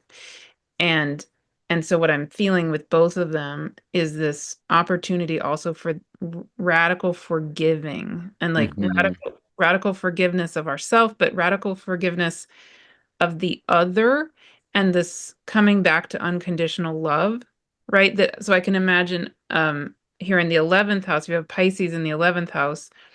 Number one, either having a tendency to, or having had a tendency to get lost in the group dynamic itself, or the group identity itself, and or uh, really could maybe get fixated on an ideal of what this soul tribe needs to be. It needs to be Right, right, perfect, right? right. Just like over in the seventh house, Pisces and seventh house can want the relationship to be perfect or the partner to be exactly what you want. Mm. And and so we were talking about in seventh house, this opportunity to essentially fall back in love with yourself and fall back in love with the other, whoever that happens to be, a friend, a lover, whatever.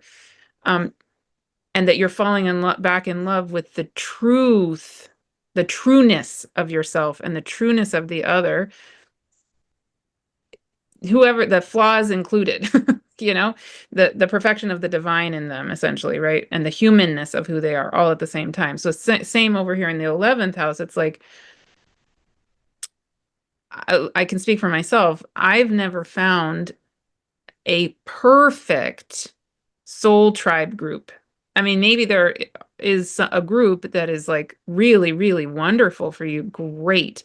But to then expect it to be absolutely ideal, probably you will be very disappointed, or we'll fall into we will fall off that pedestal somehow. Um, yeah, so that feels like another side to it, is kind of falling in love with the group even in the truth of who we really are. And yeah.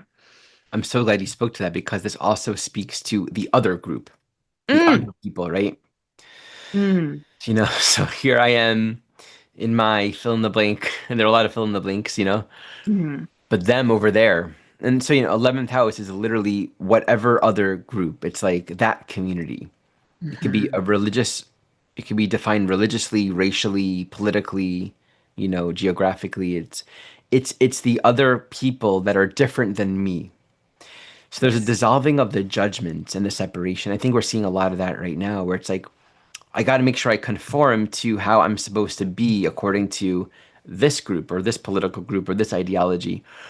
And so it just really induces an immense amount of fear and alienation and fear of being canceled, fear of being outed, and this need to it's like Pisces projects a value, an arbitrary value on another, it's like we're all the same. It's like, oh, but those people, they're bad. It's like it's the whole Piscean nature of just projecting an illusion out there, and it's all just an illusion.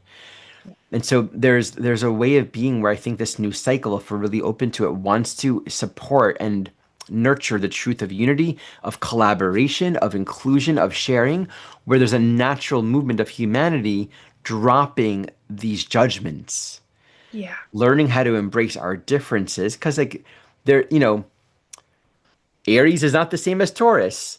Andromeda is not the same as whatever, like these different, the asterisms and the star clusters and the galaxies, they're all have their own individual nature, but they're all here.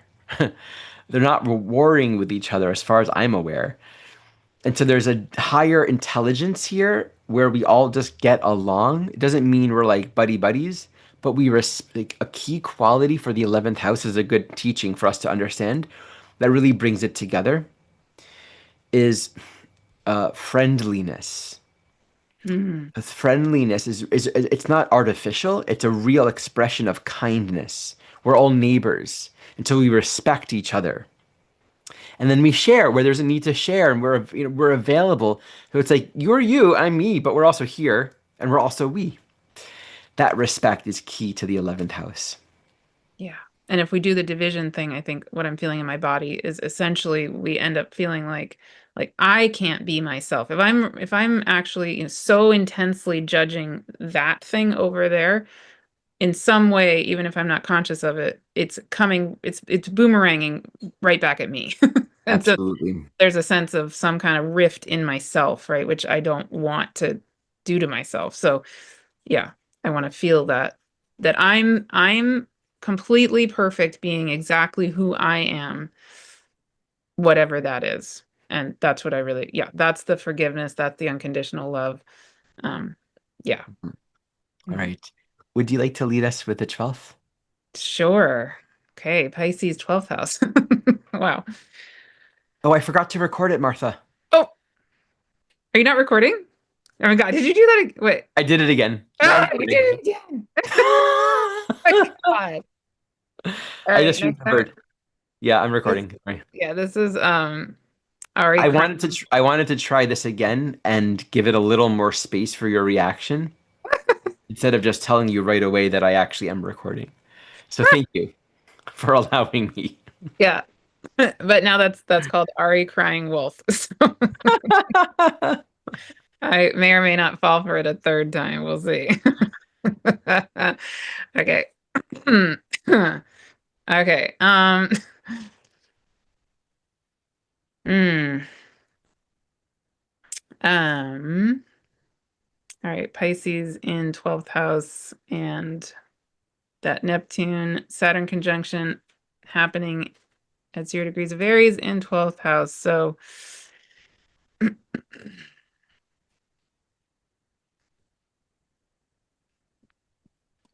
yeah, I mean, what comes up for me immediately is radical forgiveness to the nth degree, to the nth degree. Um, and also I mean, this is sort of similar to ninth house, right? But different in the sense that that Saturn Neptune conjunction at 0 degrees of Aries coming in your 12th house. Like, I would be so curious how that's feeling for you right now. And are you feeling a sense of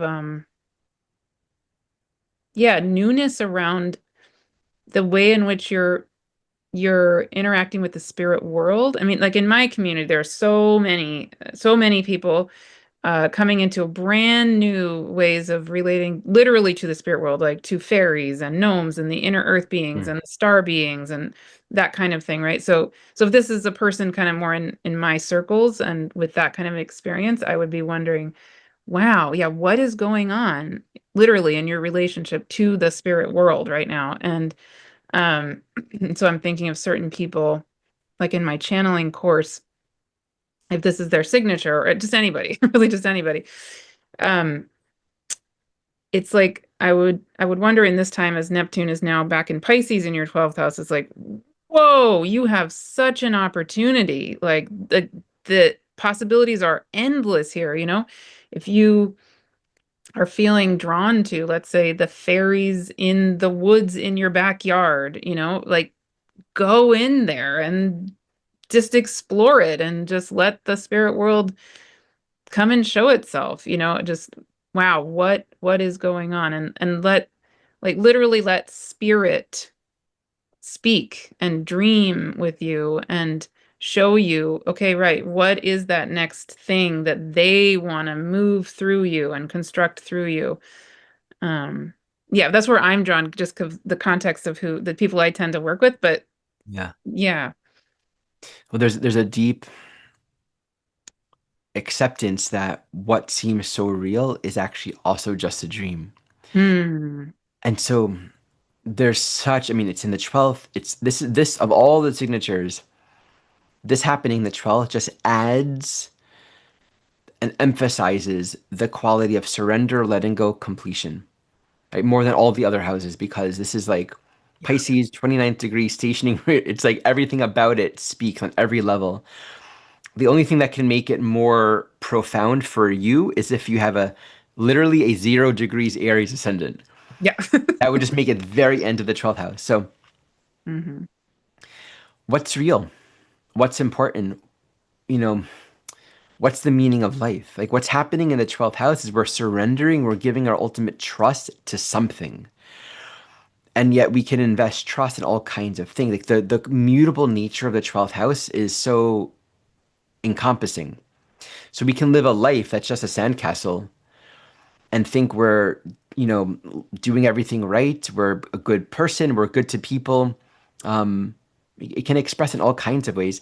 And this, we get to a point where we realize this is just an illusion. There's no innate meaning or purpose in any of this. So if there was a sense of like depression and emptiness and sort of meaninglessness that's arising right now, allow it. Like this slowing down does not say you need to be figuring out what to do with this next cycle yet. Really allow for a disillusionment. If there's stress and overwhelm, like the conditions of life are asking a lot of you, there's something in being able to recognize none of this is real and to really grasp that beyond conceptually. We've given the conditions of our life a lot of power and meaning. Maybe we've been afraid of seeing things differently. We've been afraid of embracing distinction because that Saturn in the 12th can really struggle with boundaries and distinction. So there might be something in just letting things fall away. And if we don't know how to let them fall away, ask, pray, like allow life to sort of bring it to there's something really powerful and there's grace in the signature where we actually get to experience circumstances helping us bring it to completion. Like imagine the self pressure. I got to figure out how to, like, we also don't need to know. We get to allow ourselves to find out. We get to allow ourselves to trust that like time and these cycles are compassionate. They want to help us along. So that's one dimension. The other is if there is so much responsibility and weight being placed on who we're supposed to be, well, it's a similar dimension, right? Allowing some looseness, like loosening the world from all that we thought it was, so we can find out how love really wants to infuse itself, how form and structure wants to come into expression, not necessarily how we've known. Okay, so the other is where there's been a lack of definition and ground. Okay, so floating and just sort of being hazy around life, like there's no meaning, sort of anarchistic. Saturn in the signature with Neptune at the 29th degree can be like, what the heck is the point? Like horrible things are happening. Life feels completely random and pointless. Like why? Existentially, this is all just a bad nightmare.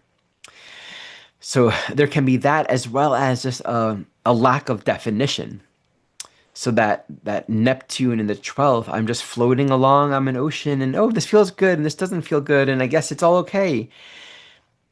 There might be a need to really just drop into, let me find the words for this.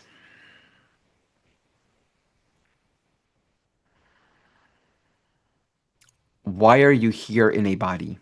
What's the point of your life? Because you can do all of that without incarnation. And there can be a bypassing in this signature that we might be meeting where we haven't been allowing ourselves to bring more agency and purpose and definition into spiritualizing our life. Like it's again, you wake up and you can do whatever you want to do with that day. What are you doing with your time? It's like giving false meaning and investment in something that is meaningless or not investing any kind of meaning.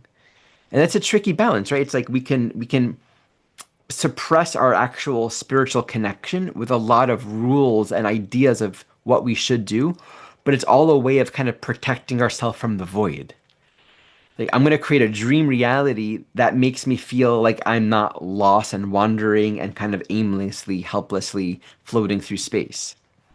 Or I'm just gonna offer no discernment, no definition, just kind of go with the flow. But then it's like we absorb anything that happens, and life defines for us randomly almost what happens because we're not bringing any agency. So that discernment point, what is the truth? What is your will for me? How can I live a meaningful life? So those are thoughts that I have about that.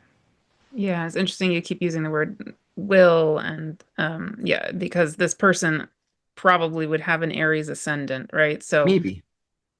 yeah, Oh wait, if it's in the yeah, yeah, most likely. Yeah. yeah, almost definitely, I think. Yeah. Yeah, so I keep feeling that and feeling how it's like something about yeah, so if you have Pisces 12th house and an Aries ascendant, which is likely, then it's like I want to encourage you to take this time as Neptune's going back into Pisces to really soothe your nervous system, to really, because that Aries ascendant, not necessarily, but can be an energy that would be an energy in you that's like could be impatient or wanting to move ahead or get the thing done or yeah, wanting, to kind of rush in some Mm, way. right. Um and I'm speaking as a South Node Aries, Venus Aries over here. So it's like I'm not blaming anybody at all.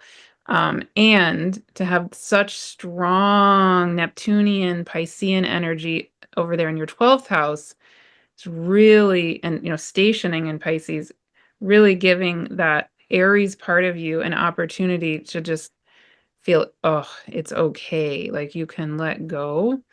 Um, and to know, like Ari is saying, yeah, it will come. Like the change is coming, the newness is coming, and part of the healthy way of moving into Aries, even the 0 degree Aries for all of us, is that it comes out of time in Pisces. Right. Yeah, Yeah. Yeah. All right. Martha, thank you so much for doing this with me once again. I really appreciate it and enjoy it. of course. Once Me too. again, check out the description for all of my links, Martha's links, her YouTube channel, her website, and the EA conference, which has probably begun just as this video is being posted. You can join now. You can also purchase individual passes. Thank you all so much for watching.